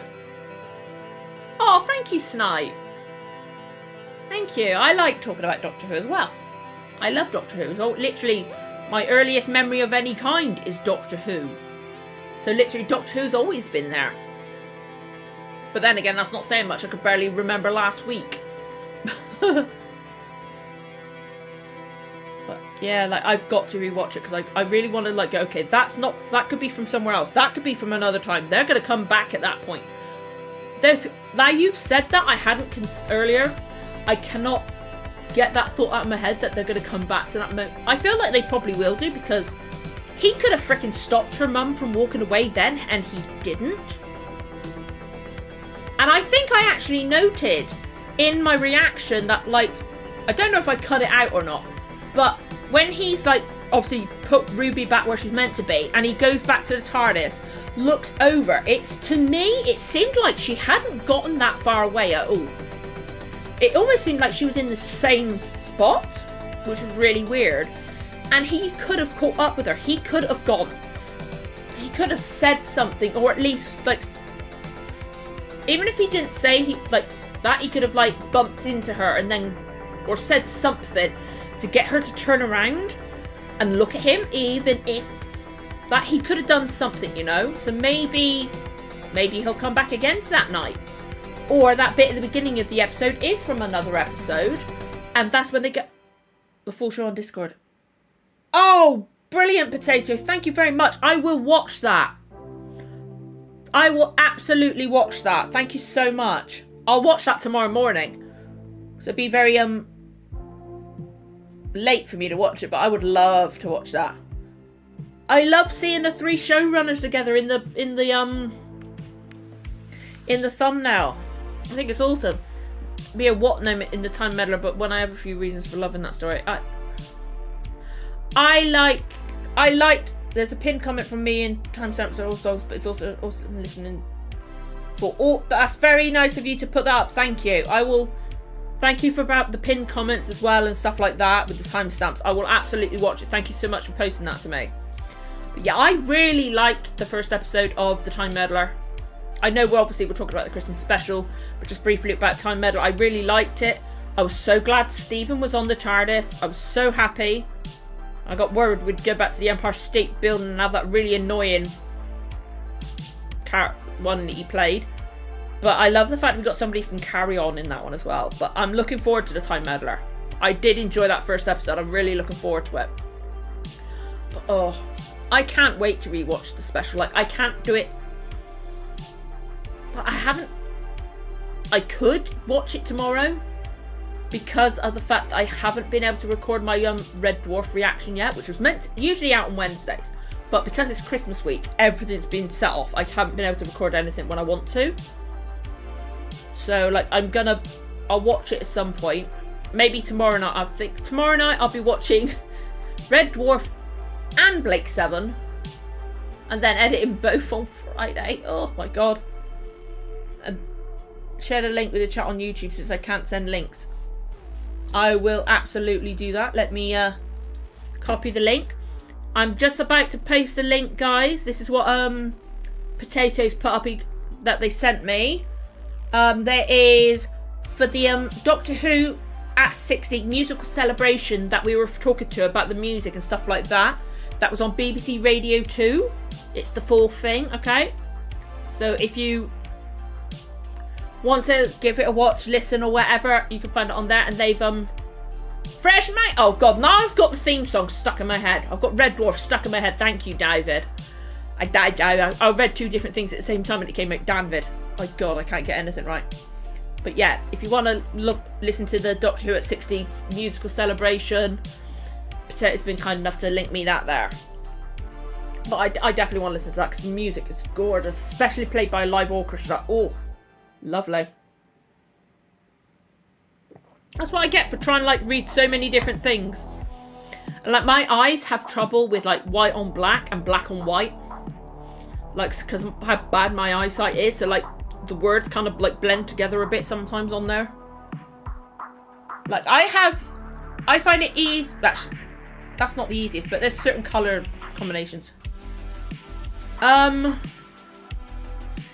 episodes are better than others, and like the Doctor's a bit grumpy at first, but he grows on you. There's I think the first episode that they don't have is Marco Polo. I believe Marco Polo is the first one they don't have any of that story. There is a photo reconstruction I believe you can find on YouTube. But you can also listen to the audio book that was released as a part of like a compilation, because I believe Reign of Terror's on there as well. But it's like, you gotta be alright with the charm of the fact the sets aren't the best. Like a lot of the time you can see the scenes. There's been times where I've seen something on set that I'm not meant to see because they've tried to cover it up. I've seen it. Or there was a Dalek in the background. I've not meant to have seen it, but I did, type thing. You gotta like take that little like glitches and the costumes. Some of the alien costumes aren't the best. You just gotta take that with like a pinch of salt. Like, that's part of the charm of it to me. So just go into it, enjoy it as best you can. You don't like a certain story, it's actually, if you don't like a certain story, if you find yourself hating a certain story, you can pretty much An Earthly Child's on Daily Motion. Okay, I really loved him. Max, Shooty is amazing as a Doctor. I don't mind the shoddy quality either. That's part of the charm for me for Classic Who, is the fact that the sets are a bit weird. The costumes aren't the best. It makes it more charming to me. I love it. But yeah, Shooty was amazing. And the special was so much fun. But Shooty is 100% the Doctor already. It really is a part of history, isn't it? Yeah. Some of it, some of the techniques is like, how the hell did they do that back then? It's amazing.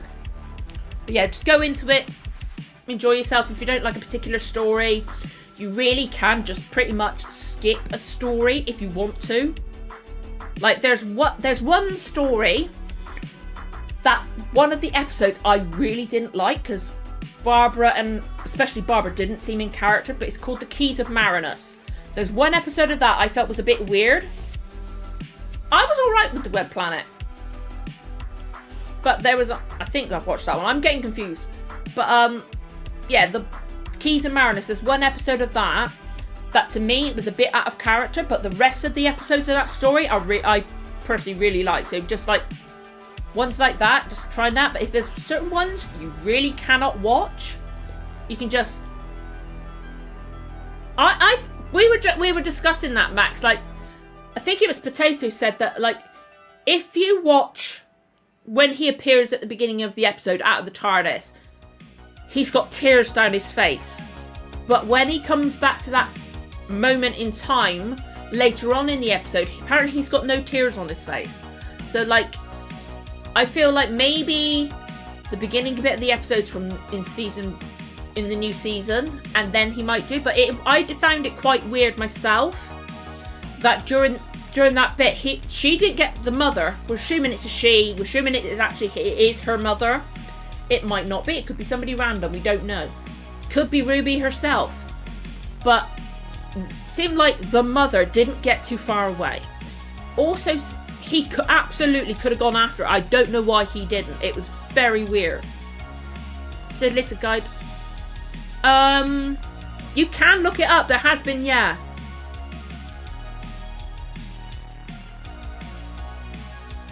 Yeah, I didn't mind the Web Planet. Is that the one with the moth type ones? I didn't mind that. It was alright. It wasn't the best story, but it was alright. But yeah, I believe you can look it up. There are lists somewhere where people have compiled it all together.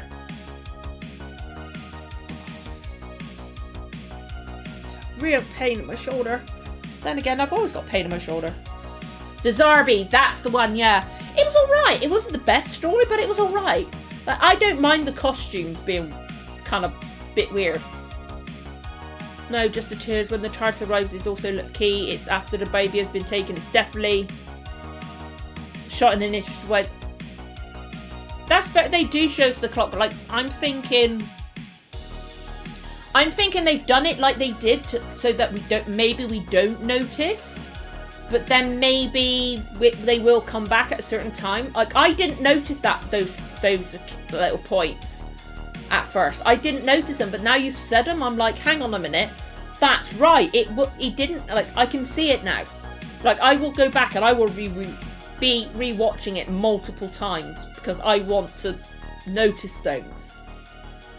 But I think they did it so that it was very creepy. It was very well done though. But I think they did it the way they did. So if you notice it, it's like, oh my god, what does that mean? When does that come in? But if you don't notice it, it's a big shock when it's like, oh my god, that's what that was. That wasn't what we think. It was done so very cleverly that, like, I didn't notice it. I think it was really, really, really, really well done. Want to feel free to shut up. I'm just rereading stuff again, for fuck's sake. Oh, dearie me. Oh, God. What time is it? Ah! It's 25 past 11. No wonder I'm getting tired. Whew. I'm yawning. I'm so sorry. I cannot stop yawning today. But then again, I never can. I'm always freaking yawning, aren't I?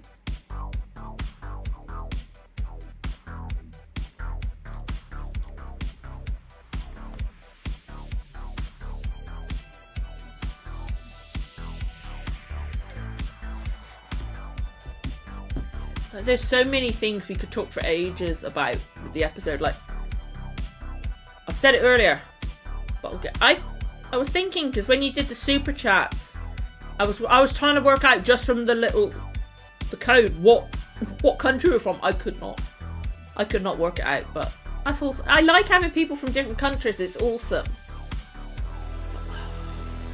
I want to know who Mrs. Flood is. What I loved about the Xmas special was the singing scene, although there's... I agree with you. I loved the singing scene, Joe.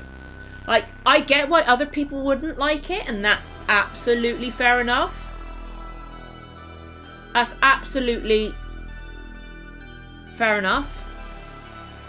Because, like, it is a bit weird, but it worked in the spirit of the episode. It worked. Like, it was a bit weird, it was a bit cheesy, but Doctor Who's always going to have a level of cheese to it, and I think it worked. And plus, Shooty had a very nice voice. Apparently, according to Doctor Who Unleashed, according to him on Doctor Who Unleashed, both him and Millie sang that live on set. And he called himself not a singer. They were both really good. I don't want to wait till May. I'm going to sneeze again in a minute. I'm so sorry. I don't want to wait till May, but if they have to, for God's sake, I wish the sneeze would. I'm so glad I can mute my microphone so easily. Sorry, that actually physically hurt my back. Ow. Oh, wouldn't surprise me if I ever sneeze and pull my back with my joints. But yeah, I would prefer not to wait till May, but if that's the time they need to complete the effects, because obviously they did loads of physical effects, loads of animatronics, like the Goblin King was real. It was like 5 puppeteers underneath there, and it was awesome. 5 puppeteers inside and then 1 person outside controlling the ears, like from there upwards. It's so cool. Oh yeah, it's Anita Dobson. It's Angie. Like, I don't think I was born in when that episode of EastEnders was aired, but it is still to this day the most watched episode of British television. Like 30 million people watched the Divorce Papers episode of EastEnders. She is an icon. I hope he doesn't sing every episode. Yeah, I hope he doesn't sing every episode because it would get a bit tiresome. Like, maybe I wouldn't say no if he sings alongside Jonathan Groff, because I wouldn't say no to Jonathan Groff singing in that. But it would be nice if Jonathan gets to do an episode where he doesn't have to sing, because he's an actor first and foremost. But I think maybe he'll sing again if they ever bring back the Toymaker, because Shooty and Neil Patrick Harris. If you're gonna have Neil Patrick Harris back, have him sing, because my God, he's good at it. But yeah, I love the singing scene did work for the Christmas special. It worked for that level of cheese and camp and like weirdness. Hey, that's absolutely fine, Joe. I'm quite a bit off from Pertwee because I'm on the final story. I've literally this week started the final story of season 2. I'm on the Time Meddler. The Rani would be an interesting thing. Floodbeing's reign, which is the reign of... I wouldn't say no to the Rani, but I believe somebody earlier said there might be a rights issue with the Rani. I don't know much about the Rani. But I believe I saw a theory, I think it might have been on Twitter, about the Rani, and one of the theories about Ruby, but because I'm so like multiple years off from watching the Rani's episodes, I can't recall enough of the theory to be able to talk about it. To know that the current Doctor's universe, the 14th out there, I love that. Like, it is very strange, and like we saw in the trailer that Rose is back, which I'm looking forward to because I want to see more of Rose. But then also we might have Donna, but I don't want 14 to be back yet. I want him to come back at some point, maybe for a Christmas special or something like that, but I don't want him back this season because it will just take away from Shooty. It would not be fair on Shooty if he comes back. Oh dear God, the puns again. Sorry. I'm used to puns on my channel. My God. On my Our Flag Means Death streams, we've got so many puns that have turned into inside jokes and so many memes. Like I've got like almost like 20, 30 memes listed from my Our Flag Means Death chat. So I love puns, I love memes, stuff like that. Colin's Baker error, and the first episode required the Rani 2 and pretended to be met. Oh, that's interesting. Legit way of watching the episodes. I just need a list with the missing episodes. I believe you can find that somewhere because I think I looked it up once to see like, right, okay, I can watch that one there. I can't watch that one. Okay, that season's got loads missing. Okay. I've looked it up, so I believe you can find it somewhere. I just can't remember off the top of my head where that list would be. But yeah, Colin Baker's error. I'm on 2. I'm on Doctor number 1 still, so I've got several years before I get to the Rani. In River Pond, but it could be Jenny. I would love it if it's Susan, but I wouldn't, or rather I would prefer Carol Ann Ford to come back as Susan. I think Carol Ann Ford should get to come back as Susan because she's still alive. She could be Susan again. We've had William Russell. He's now 99 years old, which is insane, and I love him so much. I have seen who is on BBC iPlayer, which is making it so much easier for me because temporarily for a bit I don't need my ITVX subscription, so it saves me a bit of money as well. But could be interesting to be Jenny because like Jenny is referred to as the Doctor's daughter, even though technically Jenny wasn't Jenny just a clone of the Doctor, but they just called her the Doctor's daughter. So maybe Jenny is Susan's mum. Like we've heard about Susan, or Susan's the Doctor's granddaughter. As far as I know, we don't know anything about who her parent is. So Jenny could be Susan's granddaughter, Susan's daughter. No, Susan could be Jenny's daughter. And because they don't have to be, because they're the Doctor's progeny, they don't have to be a Time Lord. They don't have to be a Time Lord because the Doctor is the timeless child. Unlimited regenerations. Gallifreyans can't regenerate, but Time Lords can. But if they're the progeny, like Susan and Jenny are the progeny of the Doctor, the timeless child, there is quite the possibility that they'll be able to regenerate naturally. And also because like if they obviously like one of Susan's parents is a normal Gallifreyan non-Time Lord, there is a possibility she can't regenerate. But the timeless child DNA will always be in her bloodline. Which I like that idea because it allows those characters to regenerate and come back in a different form. From Pertwee to McCoy and iPlayer, my favourite quote is don't move or I will deadly jelly baby. I cannot, like I know obviously I'm probably a few years off from Baker. So obviously I'm still on the first Doctor. I cannot wait for the first time I hear, for God's sake. Oh, for God's sake. Sorry, my head freezes sometimes. Tom Baker. For God's sake, I was stuck on Colin, but my head was telling me, no, it's not Colin Baker. So I was like, stuck. Baker was just racing my head. I hate when my head stalls like that. It does it sometimes. I cannot wait for Tom Baker to say Jelly Baby for the first time. I'm so excited to hear that. I will literally be like cheering. But, yeah, exactly. I knew it was Tom Baker, but my head sometimes stalls on certain thoughts. And it's frustrating because I'm autistic, possibly ADHD. It can sometimes stall on stuff. Like, I knew the name. I knew the name, and I was frustrated and angry at myself that I could not get the word out. My sibling to Toy Maker, there's a scrap story. That is quite possible. I wouldn't mind that. I think she could quite be either a sibling to the Toy Maker, because he did, like, I think they did refer to, like, other beings like him, so that she could be something like that, or she could just be one of his legion. Like, I think Jinx Monsoon is going to be a member of his legion, or Jinx Monsoon, I think, this is my theories, 2 theories technically.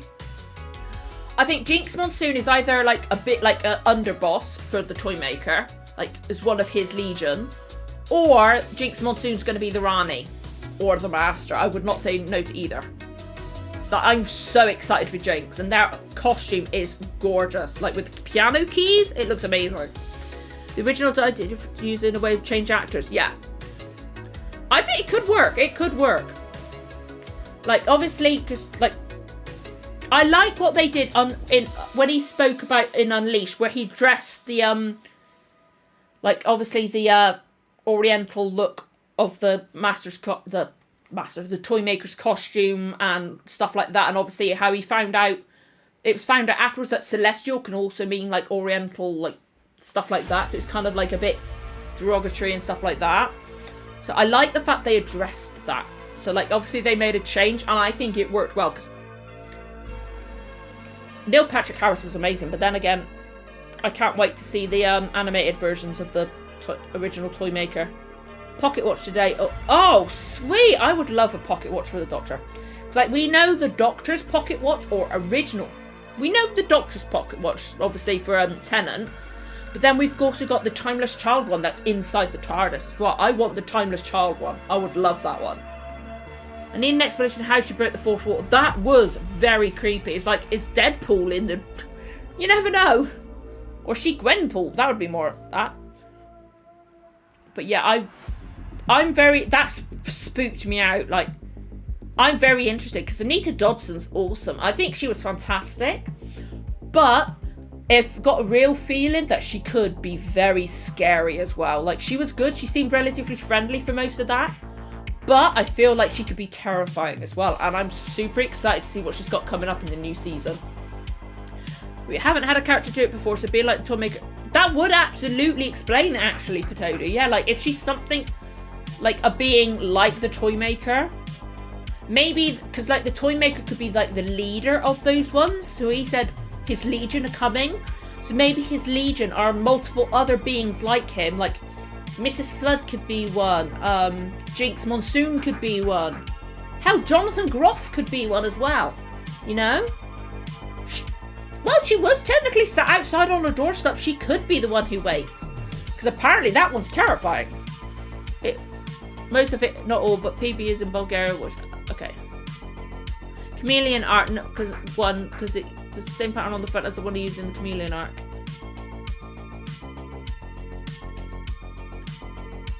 Who did? What?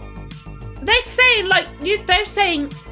Someone said that Anita Dobson is acted like a GCSE drama student. Anita Dobson.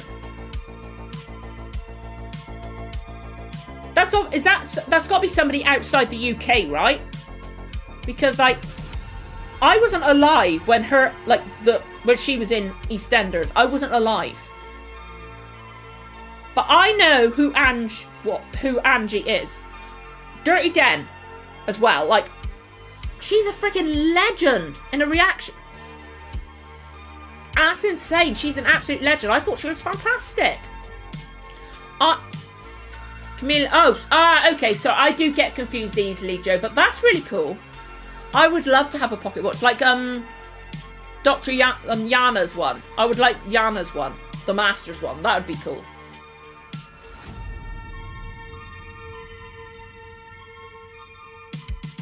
Well, my Discord is in there. 1986. Christmas night. Oh, it was Christmas 1986. Okay, then I was born June 2nd, 1986. So I was only a few months old. No wonder I don't remember. I was alive, but I wasn't old enough to remember. I was a baby. I was a baby. God, that makes me feel old. Because, like, thinking about I've said it earlier, this is the first Doctor where I'm older than the actor. I don't like that. I'm older than the Doctor. It's so bizarre. I have seen clips of her in EastEnders. She's also she was in a CBBC, which is like one of the young children version of of the BBC, like for like kids shows. There was something called Gigglebiz, which, if you got a little kid, you might know it.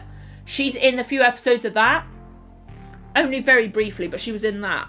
That's pretty much the only thing I've seen her in that I could think of. But she is a legend. She is an absolute legend. And she is a brilliant actress. Absolutely fantastic actress. So, like, maybe her character was meant to act like that. Maybe there was a reason she was like that. It could be her. She's 8. Oh, God, she's 18. Leslie Grantham was in Doctor Who. That's going to be interesting. Especially if it was 84. That's going to be very interesting. But, God, she's 18. Oh, dear Lord. I'm going to feel so... Oh, God, I feel really old now. I remember... I don't watch soaps. But I did know she had been in Corrie. Month of your 3rd birthday. Wow. I would have loved to have been able to watch Classic Who when it aired. Like, I can imagine how cool that would have been watching that. That must have been awesome. But, like, I said it earlier, my earliest memory of any kind, it's not actual footage, it's literally just like an idea of a picture from it.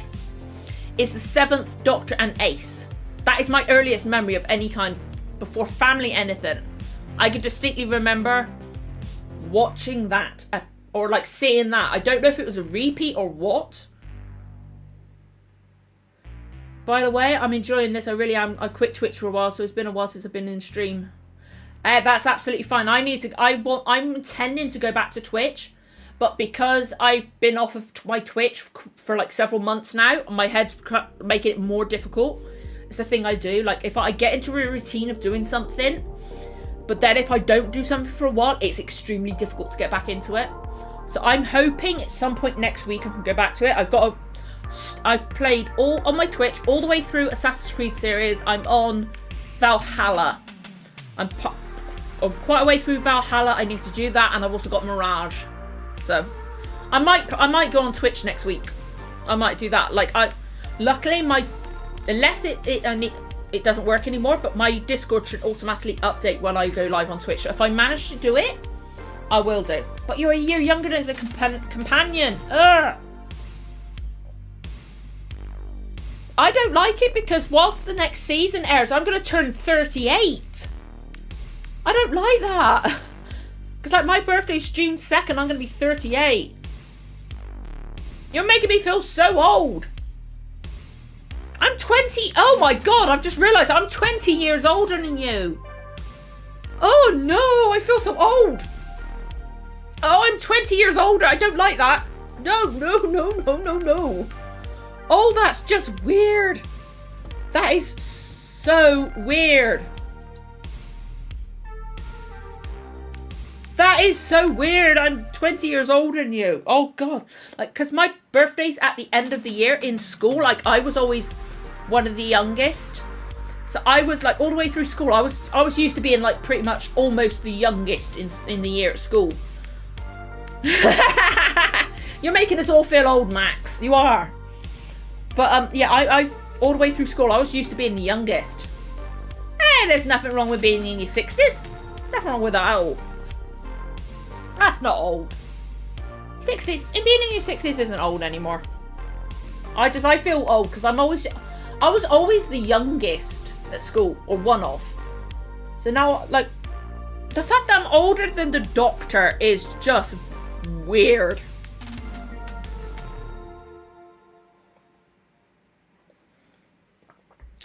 Thing I ever saw was in the 90s on Genesis of the Dark. Sarah Jane was being chased as she climbed up. Oh, sweet. My thing, like, what? For the 7th Doctor and 8th, I can't remember any details. I just know it was like loads of, like, I think it was like bunkers under grass. But then it also, there was like paved or like concrete bits outside, patches outside, but there was loads of grass, and like I can remember like this is just like, my memory's shit, so I might be completely scrambling this up with something else, but it's like there's an entrance like where it's like that, then flat on top, but then there's a doorway there. I know, it's just I'm not used to feeling like this, David. It's weird. 1970.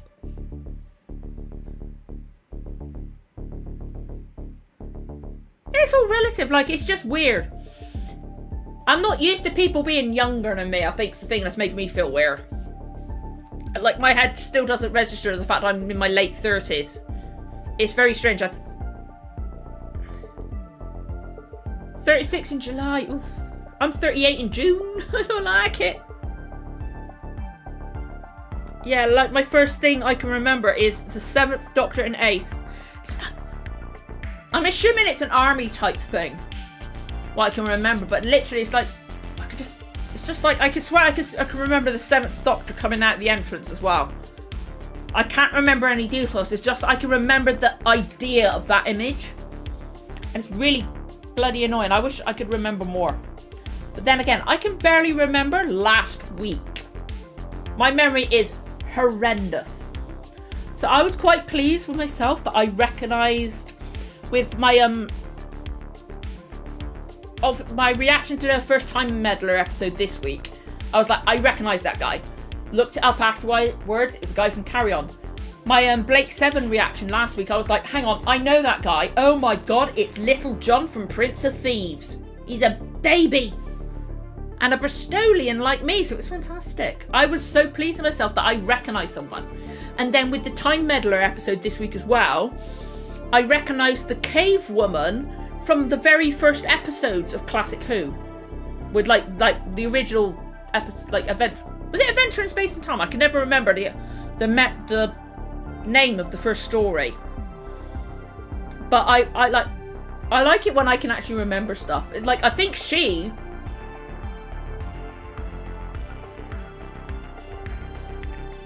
I can't remember what it was, but I just know, I could just remember the idea of the look of it. But that woman, the lady that was in Time Meddler and was also in the cave one, was the first time, except from Stephen, which doesn't count because it was the same freaking story and only like 2-3 weeks apart. She was the first like recurring actor that I've gone, oh my god, I recognise that one, so I was quite pleased.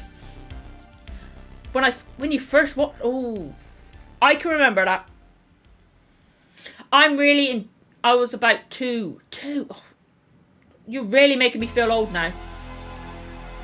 I was living with my fiance. God, I've been engaged to my fiance longer than you've been alive. Oh god, that makes me feel terrible. They have, yeah, like literally the guy who plays Stephen, he plays one character at the top of the Empire State Building. 2-3 episodes later, he's playing a completely different character. Like, they reuse them, definitely. But Blake 7 I'm enjoying. I'm on the final season now. I can't remember if I've seen 3 or 4 episodes. But I'm loving Blake 7. It also means a lot to me because they use Oldbury Power Station a lot. And literally, Oldbury Power Station is about 10 minutes away from me, if that. And my dad was one of the bosses at Oldbury Power Station. So, like, there was an episode in season 1 where they first meet the character of Callie. They use Oldbury Power Station as the set.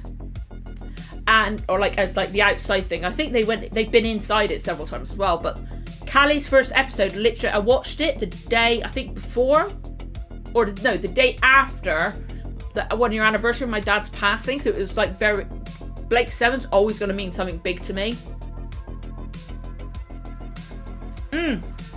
I did see that there's been something. Oh, potato bomb. That's going to be helpful. But they are in the Doctor Who channel chat. They're like, it's proper like visual things. That should be quite fun and helpful. I'm not going to look at it now. No worries, David. Thank you so much for coming in. My God, it's 10 to 12. I don't blame you for being on your way. It's late. But tonight's been fun. Like, we've talked about the specials, obviously. We've talked about classic, a little bit of Blake 7, a bit about normal things anyway. But it's been, I like this. This is so much fun. I like when I get to do these. I can't stop fucking coughing now. Scott, excuse me. I'm getting a bit warm now, so like I'm coughing anyway. But I do like K9 with what I've seen. But I don't know when K9 comes into things.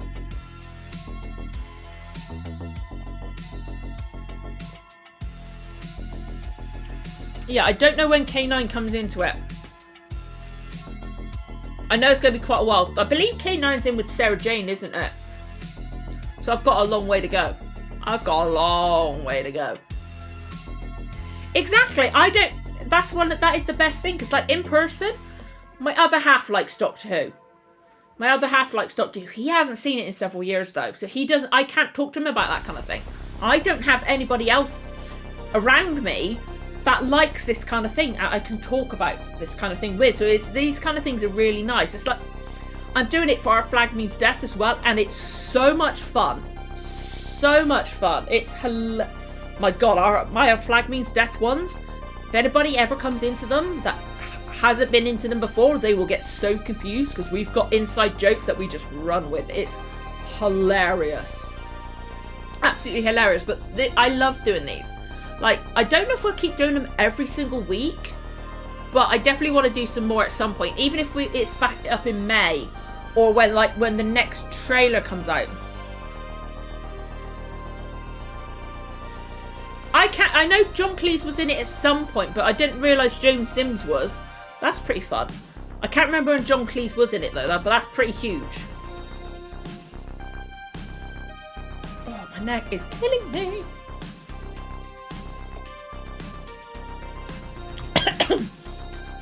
But they've had loads of different people in Doctor Who as well. So many people.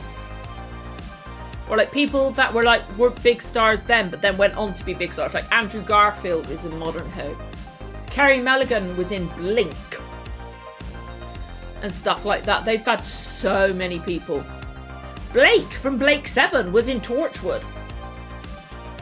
Which is insane. Like, I want to go back and watch that one, but I know it'll make me sad because Gareth's no longer with us. Thanks for that thumbnail, B7 4.3. Been wonder which episode had Juliet in it. As a recent fan of Secret Army, in which is great.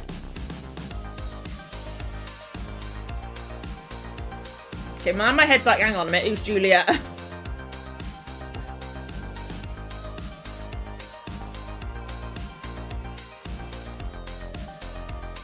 Hang on a minute.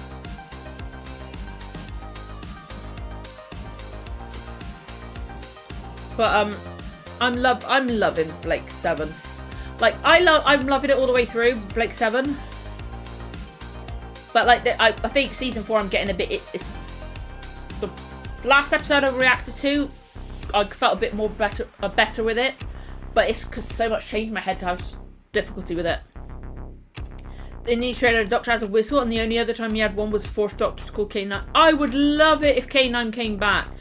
Shooty and K9 together would be amazing. I think Ruby would love K9 as well, but I would love for K9 to come back. It would be sad, but it would be beautiful. Because like K9 without Sarah Jane just sounds weird to me. But then again, I've not seen the classic with K9. Art critic or whatever talking about TARDIS like it's a piece of art because it was parked in an art gallery in Paris. Hey, I don't blame him for talking about it like it's a piece of art then if it was just parked in a gallery. Makes sense. Absolute sense. Ah, yes. I can't wait. I know I've probably got a while for Paul Darrow, but I cannot wait because I'm probably several years. And obviously I'm on the final season of Blake 7, but I cannot wait. Do not tell me when Paul Darrow's in it. Do not tell me, because I want to be pleasantly surprised when his face pops up. So I can literally freak out and be like, oh my god, it's Avon! Because I will freak out, because I love Paul Darrow. He's amazing. He is... Gan is still my favourite. I'm still bitter about that. But it was Gan and Villa, but now it's Avon then Villa. If I don't include Gan, because I love Gan, and they wrote themselves into a corner and just refused to frickin' fix a chip in his head, which they could have done. I'm sorry, they could have come up with a way for that. This is Doctor Who. I'm not going to rant about Blake 7 and Gan. I'm sorry. I will go off on one of that. But I can't wait to see him in Doctor Who. I really can't. But I do not want to know when he's going to pop up, because I want to be pleasantly surprised when he pops up, because it'd be so much fun. But yeah, the idea of Shooty in K9 would be amazing fun. I would love it. I would absolutely love him to have K9. I think it would be lovely. And there's loads of ramps on the TARDIS, so K9 could move around freely. I've heard people thinking that could come back. I think I've heard about the Trickster. I've not really watched Sarah Jane. I've not really watched Sarah Jane Adventures, but the Trickster's a weird tall pale thing, like just eye sockets, isn't it? With like a cloak thing, if I can remember correctly. I don't know anything about the character, so I think it'd be fun to, if it does come back, to just be like, oh my god, what the heck is this? And find out about it then. But I have seen that theorised, that the Trickster might come back, or that's one of the things that people hoping do. Because I would love for different kind of characters to come in. I really, really would.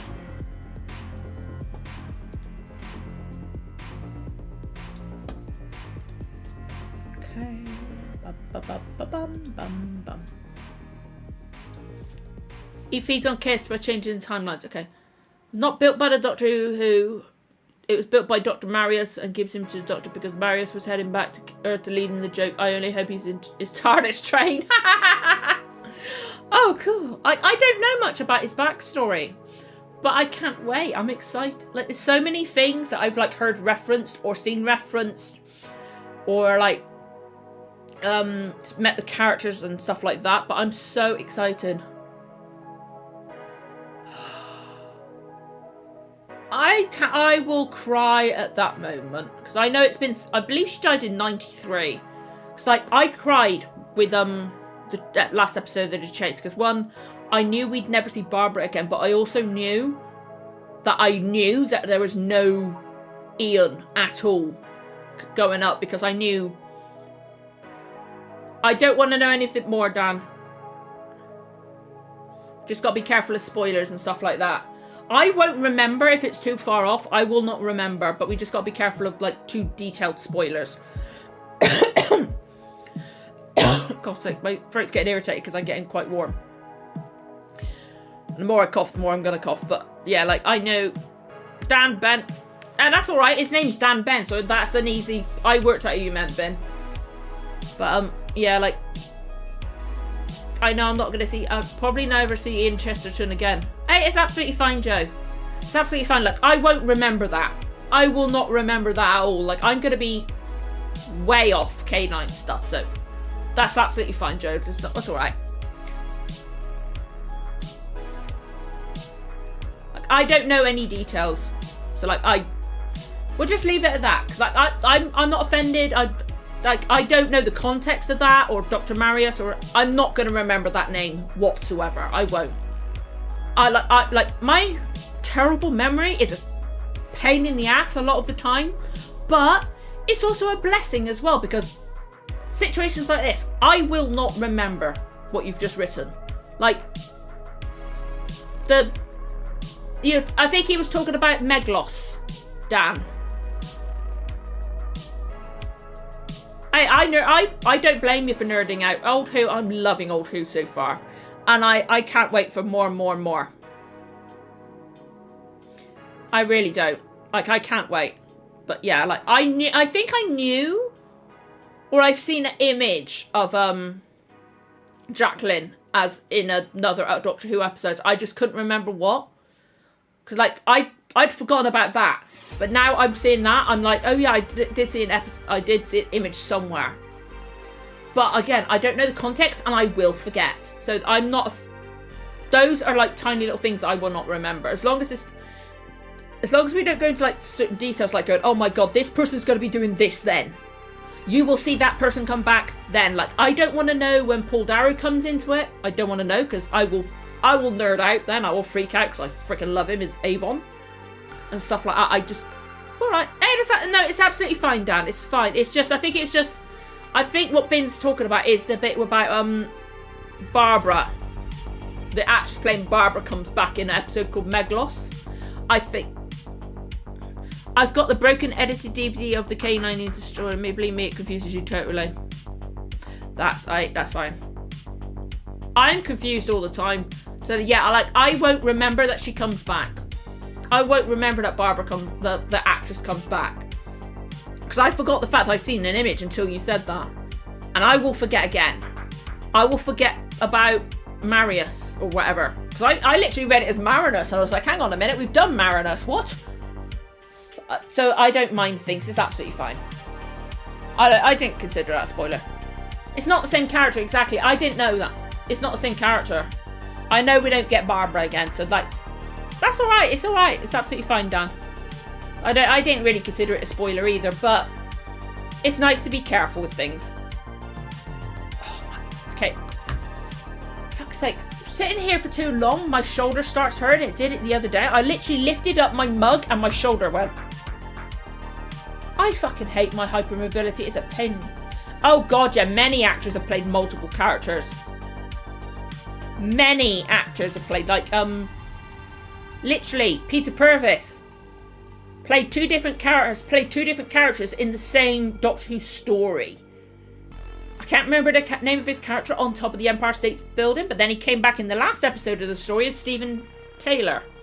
I almost said Steven Tyler, that's a completely different person. But yeah, there's been multiple, like Peter Capaldi. I am currently on the last story of season 2. I'm on the first Doctor. I haven't even gone anywhere near. I probably will, but I don't want to know when that story is. I don't want to know when it happens, stuff like that. I will forget. But yeah, I'm on season 2. I've literally this week started a story called The Chase. It's the last story of season 2. So it's the first one with Steven Taylor. With the time, no, it's not The Chase. It's the Time Meddler. I'm doing the Time Meddler, not The Chase. Excuse me. I've still got The Chase on my mind because of Ian Chesterton. Ian's my favourite companion out of all of Doctor Who so far. I love him. I can't wait for like Steven Taylor. I liked straight away, or not the first act, the first character the actor played. I annoyed the hell out of me, that guy. But Steven Taylor I really like him. So I've got that last story of season 2. I say season rather than series because it's easier for my head to distinguish. But then the next one, I've got that at the beginning of season 3. I bought the DVD and then I found out it was on iPlayer. So I'm getting distracted by Turn. Can't wait for getting that up on the channel. Turn is so good. Such a good show. God, it's 12:05. We've been talking for 2.5 hours. No wonder my head's exhausted. And my hips are starting to hurt, so I might have to wrap it up soon because my pain's starting to tell me, you hurt. Stop You need to move. Ah. Oh, got shift. Oh dear, my hips. Oof.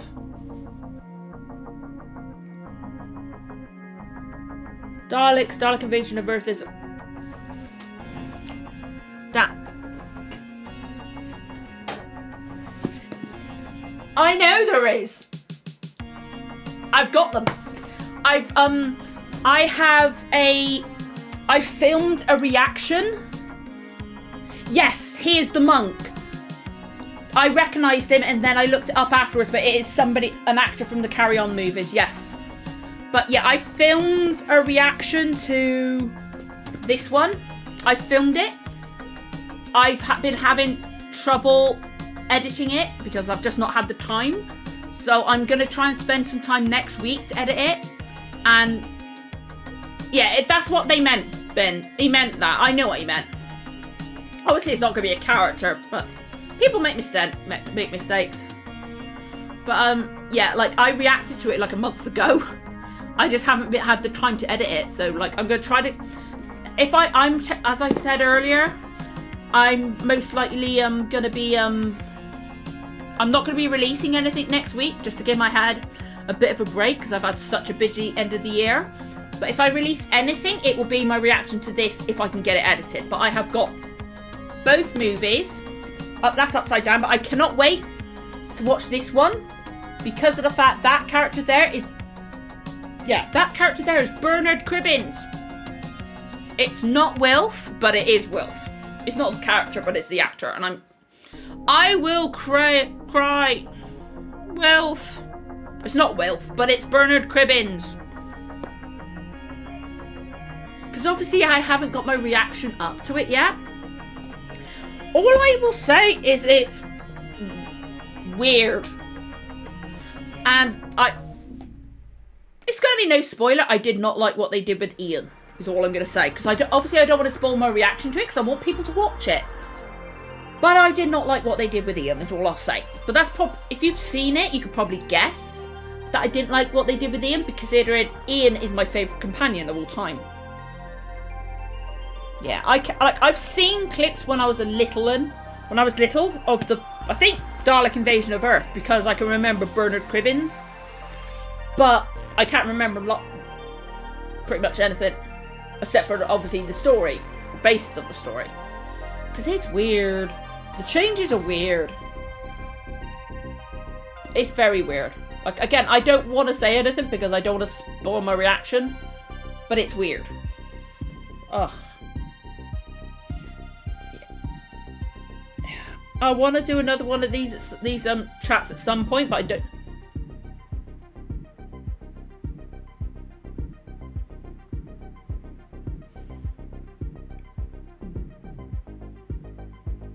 Is that something to do with the Wombles? I'm like, digging a hole. That sounds familiar. Digging a hole. I get... It's... I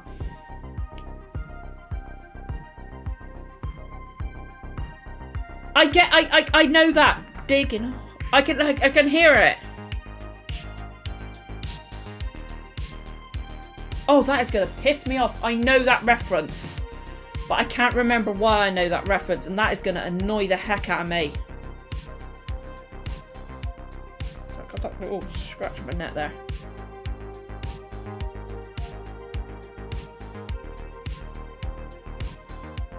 That is going to annoy the heck out of me. I know that reference. I was right. Remember, you're a Womble. Yeah, I thought digging a hole was at Wombles. I thought it was. One of his songs is there I was digging a hole. Okay. I have heard of that one. Like, I know it from somewhere. I can hear his voice. But I couldn't remember. I couldn't remember the context. Like, I've heard some of his songs, but not enough to instantly remember that was from. Like, I could hear him singing it. But my head just immediately associated it with Wombles. Oh, like, Bernard was amazing. Like, the day it was announced he passed, my There's a CBeebies show that he did called Old Jack's Boat. My daughter loves it, but she hadn't asked for it in months and months. The day he passed, she doesn't understand deaf, she's special needs, but she asked to watch Old Jack's Boat on that day, and we watched so much, like loads of it. And it's Old Jack's Boat's quite fun. One Christmas episode makes me cry. And the funny thing is, in Old Jack's Boat, Martha is in it, Freema's in it, and also, weirdly, Freema's character's dad is called Freema's character's called Shelley, like me, but her dad is played by the guy that Donald was meant to marry in Runaway Bride. So it's a very Doctor Who show.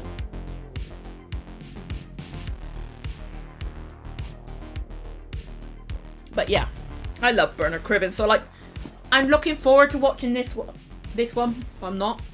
Oh, it's not a Womble related. It's a Bernard song, possibly with George. I remember there was I digging a hole. I can remember, like, I can hear him singing it. I can literally hear digging a hole in his voice. So I just can't remember too much detail of it. It sounds familiar, but I've not heard his songs too many times. But I do love him. Like, there's very few celebrity deaths that made me cry, and he was absolutely one of them. Lance Reddick made me cry because of Horizon, and also so many other things like Legends of Vox Machina and stuff like that. Robin Williams, obviously. Heath Ledger made me cry as well, but like most celebrity deaths I don't cry at, but Bernard, I absolutely cried my eyes out. Because like he was always there. So it's just weird that he's not with us anymore. It's so weird. But I'm so glad we got him one last time in the 60th specials. Basically, he's digging a hole and one of those people come along and ask, shouldn't the hole be square? It's too much long. It doesn't belong there. Oh god, yeah, I hate that kind of thing.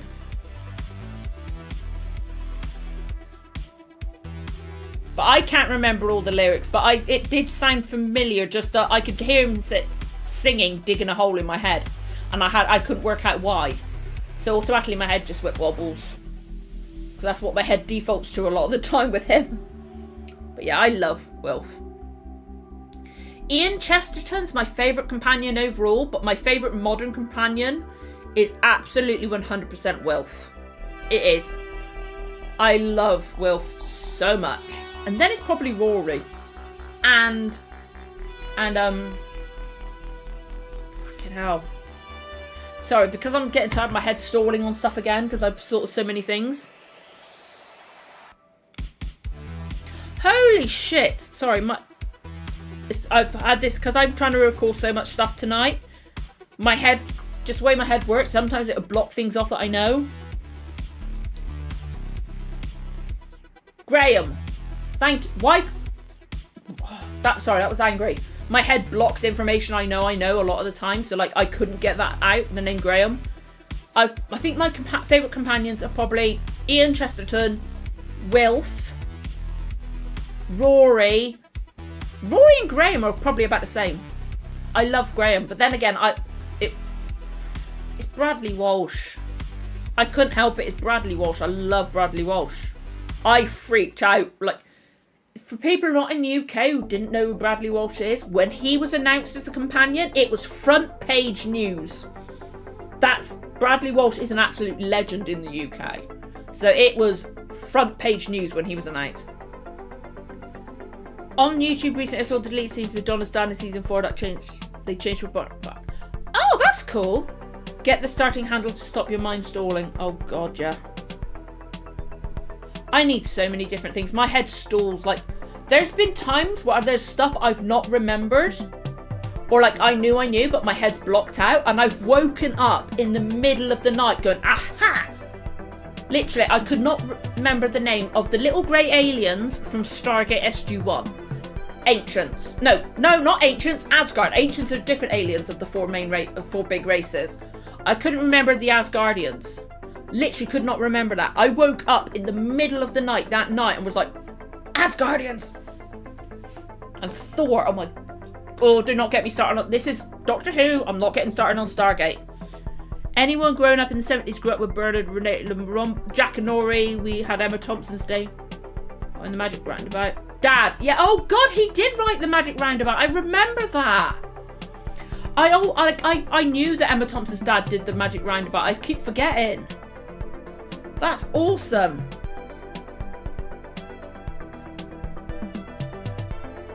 I always forget that her dad did that. It's crazy. My God, the Magic Roundabout. God, next we're going to be talking about Andy Pandy. I love Stargate. I've been to Stargate conventions. One for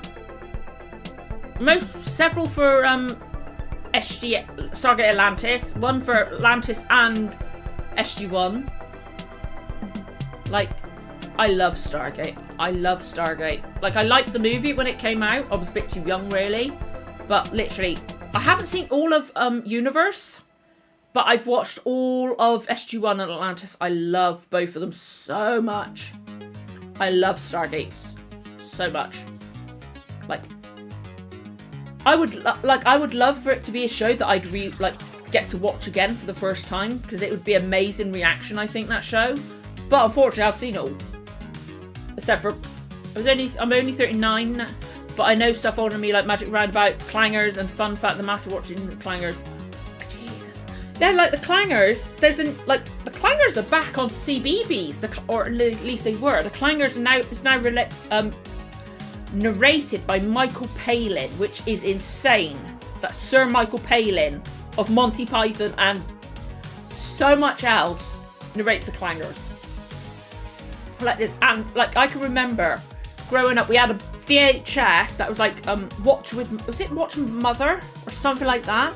We had Spot the Dog and Andy Pandy and Bill and Ben the Flower Pot Men and stuff like that. So I know those old shows like that, like black and white type thing. God, now I feel old. I really feel old. So that's probably I remember watching episodes of the Magic Roundabout when I was little. I remember that. God, when I was little, like Trapdoor. I've literally thought of Trapdoor. I have got the opening song stuck in my head. There was also Charlie Chalk. That's the one I'm trying to think of. Charlie Chalk, the clown thing. Don't remember any context, but I remember the name Charlie Chalk. God, I feel old. We're going to get into that again. I'm going to feel old again. This is terrible. If you're not out like me, you run into a TV that's repeated Burns and sketch. Oh, whoa. Oh, that's awesome. But, I wish I could be a night owl, but I don't know when my daughter's going to wake me up in the morning. And plus, you can probably tell my eyes, I'm getting very tired right now. Because it is currently 12:20 at night. My daughter could wake me up anywhere from just before 5 to 8 o'clock. I don't know how much sleep I'm getting tonight. Or, I don't know. Oh, I should say this morning, considering it's gone 12. A revival from Nigel Planner, not the original.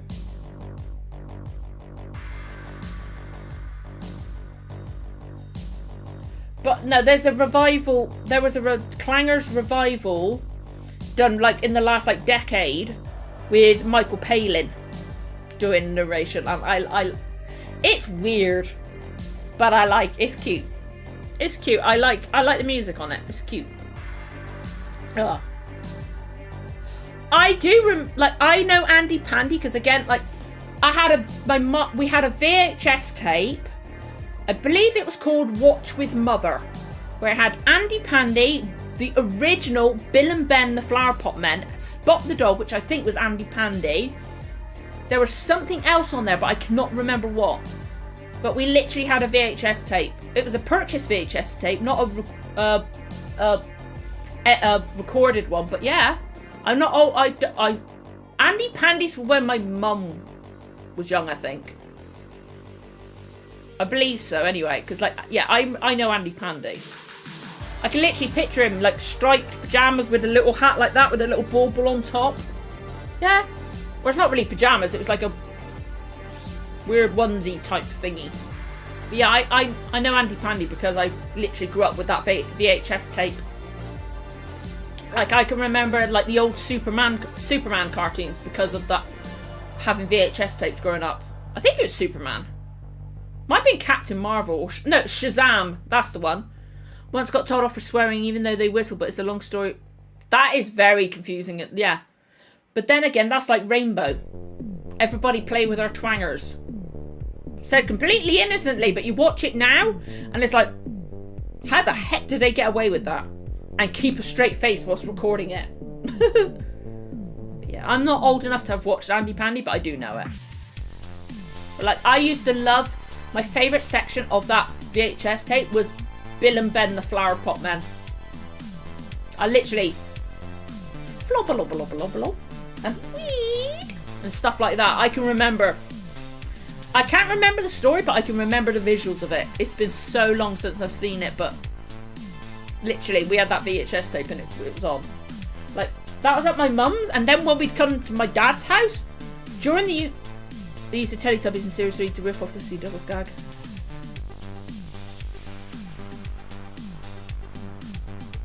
But, we'd come to my dad's, we'd watch Rawhide. Was it Rawhide? That was the name of the thing with Clint Eastwood, wasn't it? Yeah. Like, we had, like, Little House on the Prairie. God, looking back at it now, that was so boring. I don't know why I liked watching it when I was little. But that was the thing that was on at the daytime, on the weekends type thing. And, like, my stepmom's favourite movie was, my God. Finian's Rainbow with Fred Astaire. Banana Man, yes. It's weird that I say Finian's Rainbow because the guy that's growing the tobacco, that's the love interest of the main girl, his son played Lieutenant Ford in Stargate Atlantis. It's a very strange connection. I've not seen Dr. Quinn Medicine Woman. I've not seen Dr. Quinn. But I have heard of it. Isn't it Jane Seymour? But Banana Man I used to watch. And Super Ted. And stuff like that. My God. Jesus, that's making me nostalgic. God, we've been talking for almost 3 hours. It's crazy. I love it when we manage this kind of length. It's awesome.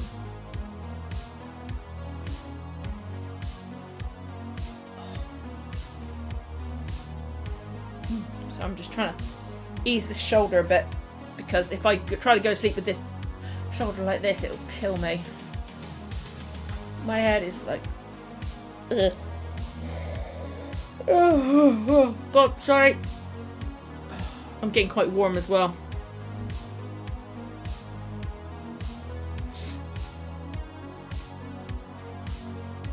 When did that happen?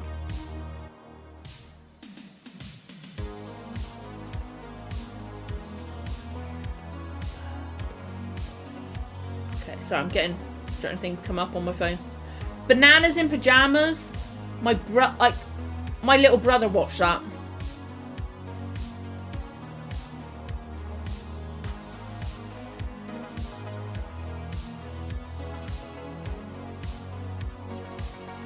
Oh God, Raggy Dolls. Yeah, I remember Raggy Dolls, or I know of Raggy Dolls. There's so many different kids programs. It's great. Like, God, I feel old. The Raccoons. Anybody remember the Raccoons? And Cyril Sneer. I loved the opening music for that. Gummy Bears as well. I loved Gummy Bears growing up. I loved Gummy Bears. Don't know title. Was an early where a girl sings with a crown. They come to. I don't remember. I don't know that one. No. But like, yeah, Gummy Bears, which I'm so glad is on Disney Plus. Gummy Bears, the Raccoons was like, I loved the Raccoons growing up, and obviously like I loved the Raccoons. Like, try to watch it now, it's like, Moomins I know of. I don't think I ever watched it. Oh, Moon Dancer Drake, thank you so much. Apologies for your little bit there with the thing. I don't know why it has trouble. It has trouble saying stuff like that. I don't know why. But I'm just glad it's working tonight. I'm surprised it's worked at all, so thank you so much. Thank you so much, Moon Dancer Drake. God, there's so many old programs. My head's just like, oh my god, I feel old and I'm tired. Ah!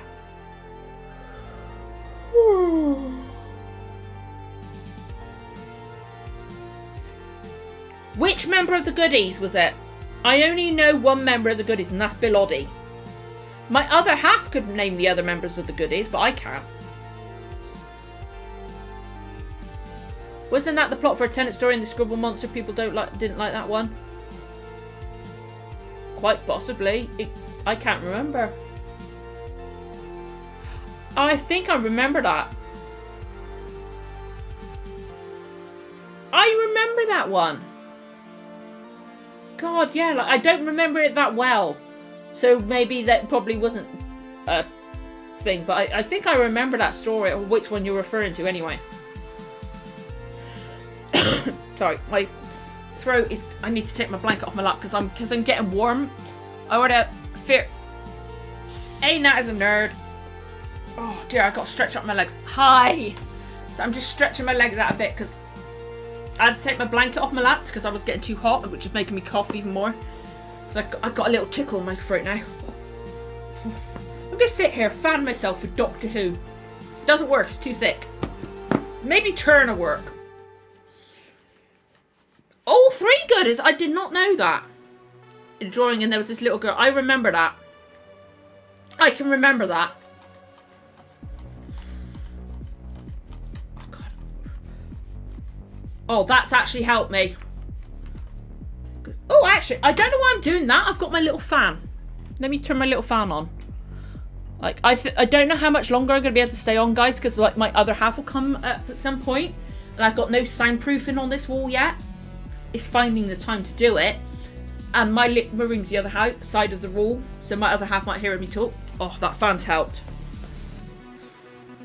Hang on, is this box cold? Oh, no, it's not. Damn it. Sometimes these boxes get cold because of the like sheen on them. I really, really need to work on my edit for this one. Maybe I can try to do that tomorrow before I manage to record Red Dwarf. So that'll be my aim. That'll be the only thing I release next week. Because as I've said multiple times, like in my community tab and also that, I will post about it. Oh, fuck. I still need to... No, I can do that Saturday. Sorry, I'm thinking out loud. The only thing I'll release this next week from Monday onwards is this one.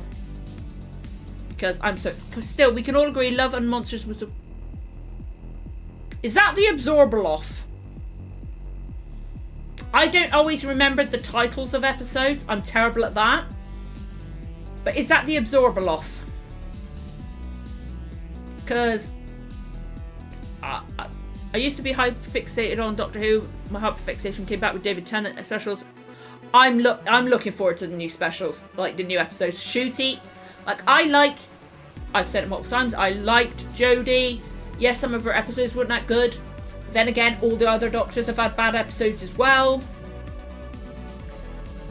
But I'm like Shooty and Russell and Murray Gold have given me an excitement I haven't had in quite a while, and I'm super excited for it.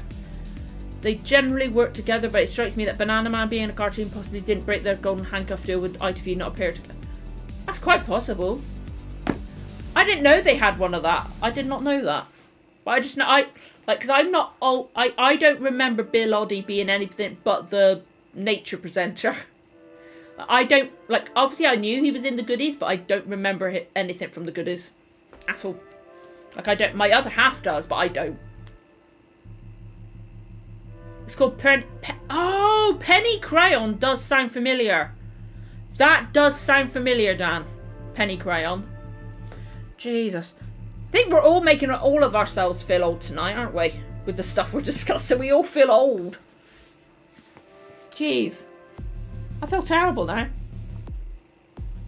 Why am I keep drinking something when I know there's nothing in there? And I'm not going to put any more in there because I'm going to take that downstairs in a bit. Because I am tired. Ugh. I definitely want to do this again before May at some point about Doctor Who. Yes, the Doctor Who without Doctor Who and the whole Scooby-Doo bit with the doors scene and the absorber off. Yeah. Paving slab is all I'll say. Paving slab. With moaning myrtle in it. A paving slab with moaning myrtle in it. Ugh. Just the thought of what might happen after that bit is disgusting.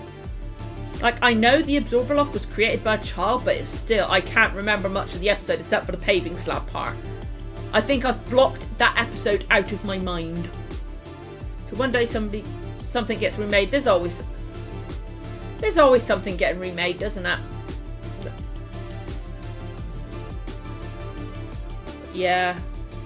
Like, sometimes the Doctor without Doctor Who without the Doctor kind of works. Because, like, Blink worked. But then again, the Doctor was in it a bit. But sometimes with, like, that episode, it does not work.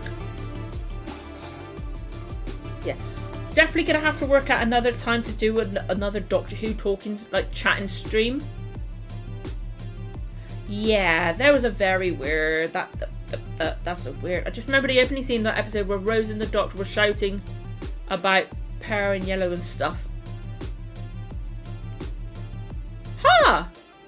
Yeah, like, I don't remember much from the episode. I just remember Peter Kay as the absorber off and the little paving slab bit at the end of the episode. I don't even remember that. Like, I think I've blocked that one out of my head.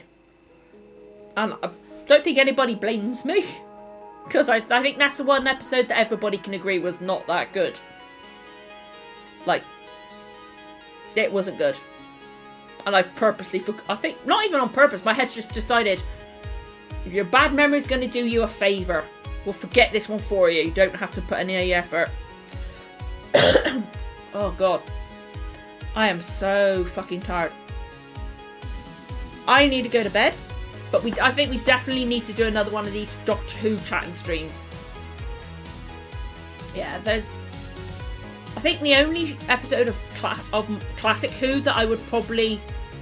block out would be there's a certain episode of I've referenced it earlier of Keys and Marinus because of the fact that Barbara was completely out of character, so it was just written completely weirdly, but the rest of that story is fine.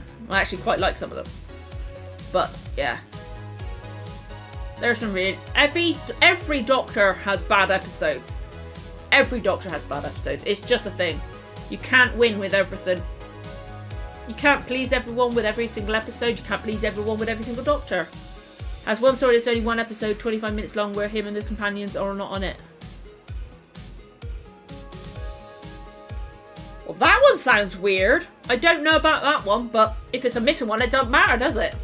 That's luckily with I've found so far with the first Doctor, there's not really any continuity between stories. So, like, there's obviously little references at the end of if sometimes going into the next story, but then they reshow at the beginning of the next one. So if there's a story that you think's bad, just skip it, you're fine. Actually, probably wasn't as bad as people think. The gag was a mistake and they could have done it revisiting. They could have.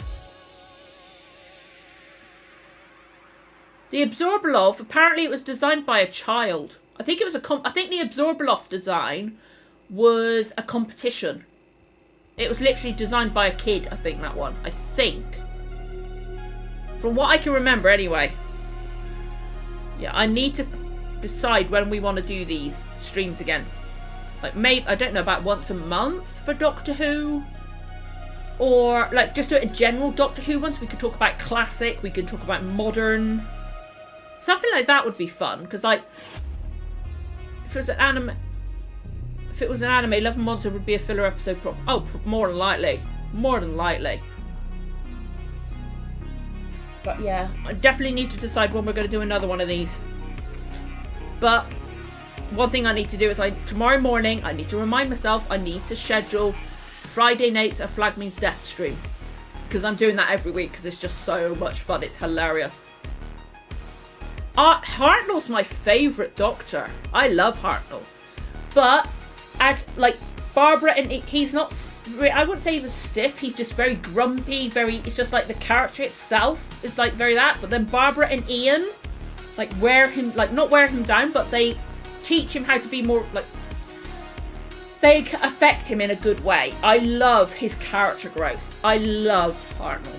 I absolutely love Hartnell. He's wonderful. Blue Peter competition makes sense. Absolutely makes sense that it was Blue Peter. Yeah, Hartnell is my favourite Doctor, bar none. So far, anyway. Favourite modern is Peter Capaldi. It might well become Ncuti from what I can tell from his first parts. But yeah, I love William Hartnell. Like, his character progression, the way his character grows over the course of his episodes is wonderful. I love him. I love his character growth. Like, yeah, he was grumpy at the beginning. He was very, like, I think the character itself was meant to be a bit stiff and a bit unrelatable, stuff like that. And he was just a bit, like, didn't want to associate with Barbara and Ian, that kind of thing. He was a bit grumpy about it. But it worked for me. I love him. He really, really grew on me. He's wonderful. I can't wait. I can't wait to meet all of the Doctors. But obviously, I've got a long way to go. Like, Baker's probably going to be several years for me at this rate. There's like 40 episodes or so. But I really cannot wait for Pertwee and Baker. I really can't. I'm so excited for them. Like the Doctor I'm looking forward to most. Oh, I can imagine back in 1980, like, so many episodes missing. I can imagine it's so difficult. But the Doctor I'm waiting for the most, personally, is the one I've got the longest to wait for, and that, or apart from McGann, is Sylvester McCoy. Like, I know I've got years to go to get for him, but he's the one I'm looking forward to the most because him and Ace are my earliest memory. I've said it multiple times tonight. He is my earliest memory of any kinds. I never got to put up my centenary reaction. I've still got it. It's just unedited. Or mostly edited. It's just like I got a mental block on it. But when he appeared on screen aside Ace, I literally cried my eyes out. Seeing them two together, I cried. And then seeing Ian Chesterton, I literally recognised him from the side profile. So, like, seeing Ian Chesterton and that, I literally cried seeing Ian. I was so happy to see him, and that was when I was, like, still partway through season 1, and I cried with Ian. Like, if I saw him now, like, if he'd appeared in his 60th and hadn't been in the centenary, I would have bawled my eyes out seeing Ian. Like, I've said it multiple times, I want William Russell's son to be in Modern Who. I want his son to be in Modern Who, because I think he would be amazing as a companion, possibly even a Doctor. Hell, even I don't know about a Master, but he'd be brilliant in it. I want his son in it. Because William Russell's son is a fantastic actor on his own. Absolutely fantastic actor. Would be turning Friday the 15th of March. Oh, I would think so. I think there would be something from Doctor Who on there. I would love it. I think it should be, yeah. But yeah, I definitely want William's son to be in it. So you were half cat. I love that one too. That was funny. I didn't get the reference, but I found it funny. I love Sacha Dhawan as the Master. He's probably, to this day, because I haven't seen any classic ones, out of the modern Masters, Sacha Dhawan is my personal favourite. I thought he was fantastic. Yeah. I know his son. I know his son's been in it. I also know Patrick Troughton's grandson is Dudley from Harry Potter, which is weird. But that's the other Doctor Who or one other Doctor Who association with Harry Potter is forgotten the character's name, but Alfred Enoch, who was also in How to Get Away with Murder. No, not How to Get Away with Murder. Yeah, it was, wasn't it? How to Get Away with Murder. Alfred Enoch. He's also in Foundation for a bit as well. But I can't remember his character's name. I always know his name, but I'm blocking it out now. He's another Doctor Who connection because he is William Russell's son. Like if you don't know it, you don't see it. But as soon as you see it and you see Alfred Enoch smiling, he looks so much like his dad. He's got the dimples. I think he would be a wonderful companion, or at least appearing in it. I think it would be wonderful. I want Alfred to be in it. I really, really, really, really do. He'd be brilliant. He's a great actor on his own right, but to just have that Ian Chesterton connection would be beautiful. Okay, I'm going to need to stop soon because my throat is getting quite tickly. She was Professor... She was the Quidditch teacher. She was the Quidditch teacher.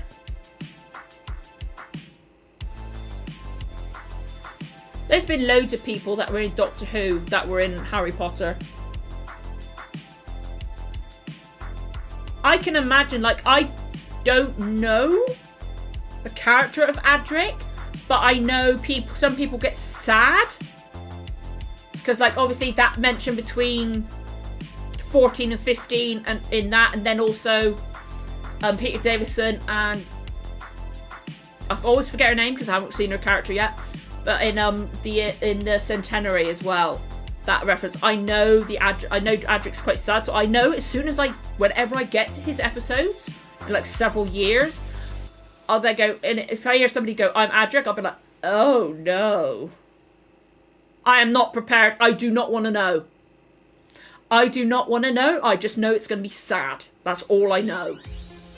As soon as I hear the name Adric, I'll be like, "Oh no, what's gonna happen?" But I think it's, from what I can tell, it's something I can't be prepared for. Tegan, thank you. My head is blocking out so many things. I am blocking out so many things, but the fact that Adric was mentioned in that thing between 14 and 15 just tells you that it's have a companion mentioned like that alongside like Sarah Jane. It's a big, I just know he's going to be quite a big thing. Nobody's prepared. I can imagine. I don't know the context. I do not want to know. But from like the little mentions of him, I know I'm not prepared. But like, I believe it was like, I can remember Torchwood Boy's reaction to the Centenary, and Adric was mentioned, and that just seeing people react like that is just enough. Tegan seemed great in the Centenary, so I'm looking forward to that. But yeah, like, I've obviously got a long way to go. There is so much classic Who, even with the missing episodes. There is so much classic Who to get through, and I'm so happy I'm doing it. It's like, I like Stephen Taylor. He's the new companion for what I've seen in these ones, alongside Vicky. I liked him in his first episode in The Chase, and like, I'm excited to see whatever comes next. It's gonna be weird because there's no Ian and Barbara, but I like it.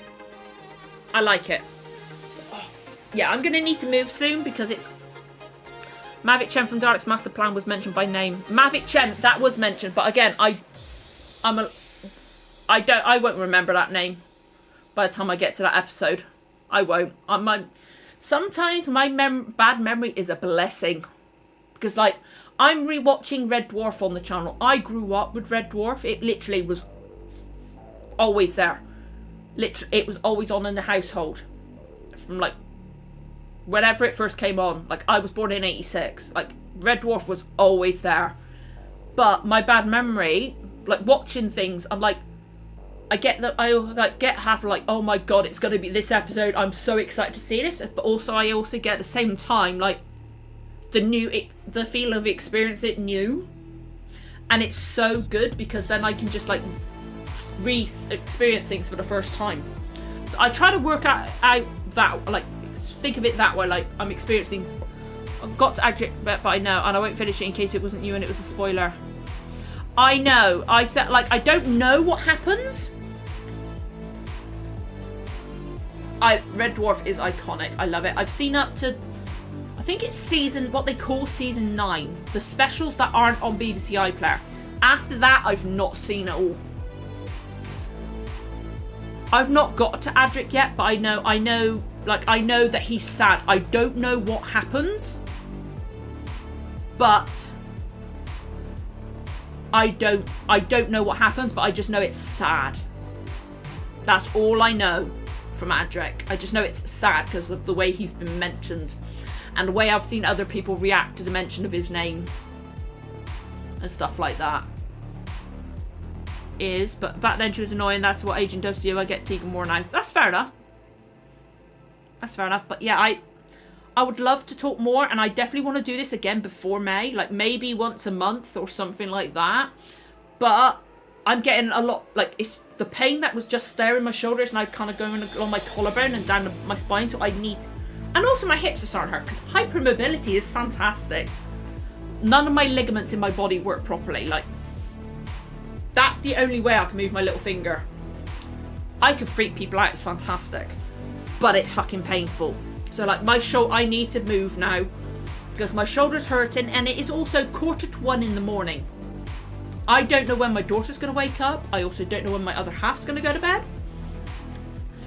Oh, you're really, really sweet, Nat, as a nerd. Oh, that's awesome. Yeah, I'm doing Classic Who. I will absolutely be doing all of the new season. Doctor Who is a big, like, always done quite well on my channel for me. And it's got me past 1,000 subscribers, so it means a lot. They are on iPlayer. Awesome. I have season 1 to 8 on DVD. So, like, if I can't use iPlayer, because, like, the issues I've been having recently with recording my footage. But I can watch the DVD. So, like, Red Dwarf is amazing. But yeah, all Doctor Who's new season will be coming as well. I've got Classic Who. We do Red Dwarf. I'm doing The Good Place. I've just literally this weekend done the season 1 finale, and my mind is still blown. I'm on season 4, Blake 7, the final season. We're doing What We Do in the Shadows, and also in January I am starting this show right now here. I say that I've watched all this season already. I'm that far ahead. Haven't even started editing one episode yet. I've watched all 10 episodes of season 1. I am addicted to this show. It's incredible, is all I'm going to say. But that is coming out in January as well. Insane show, not my usual thing, but it is insanely good. But yeah, I definitely want to do this again. I've got my weekly Our Flag Means Death reactions. That's like just a lot of us talking about the episodes, talking about the actors a lot, because we've got inside jokes. It's hilarious. Doctor Who reaction videos, because I was like, let's see if they react. I love that too. I love that. I absolutely love doing that too, Joe. Like, that helps, and it also helps me develop my own thoughts on the react thing. But yeah, like, I might do this again, like maybe once a month or every other month, or just like, you know what, this weekend I fancy doing the Doctor Who hangout. Why not? Type thing, you know. We'll see. So hopefully we'll get to do this again before May. But I can see us like maybe doing it when a trailer comes out, maybe doing it just before the season comes out. We can go, okay, this is our theories now, and then we can do it for the show. But yeah, the new season will be absolutely coming to the channel.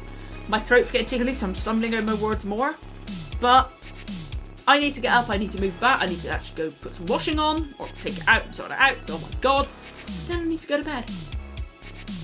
Because I cannot wait till next week, what I don't have to do. Oh, I love outtakes, bloopers. Bloopers are the best, which is why I react to my Red Dwarf smeg ups. I love smeg ups. Oh my god, I love smeg ups. Like, if anything, Doctor Who smeg ups, Red Dwarf smeg ups are better than the show. It's amazing. But yeah, we'll try and do this again. I'm not releasing any videos next week, except for maybe Doctor Who and the Daleks movie reaction, because it's so delayed. But I'll be able to concentrate on it more, hopefully. I say that, I probably won't. Yeah, I've really enjoyed tonight. It's been absolutely freaking amazing. This is the longest Doctor Who stream I've had so far, I think. So this has been crazy, the fact we've spoken for this long. It's been absolutely amazing. All of you coming in, thank you so much. It means a lot. And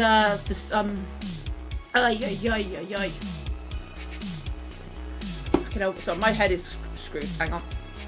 But yeah, Potato. I know you're not in here. Thank you so much for the super chats. It's incredible. Thank you so much for all of you for helping get past 1,000 subscribers. But I have absolutely enjoyed tonight. I hope we do this again soon. Thank you so much for watching, guys. I will see you all again. I hope you have great holidays, New Year's, and I'll see you again soon. Bye.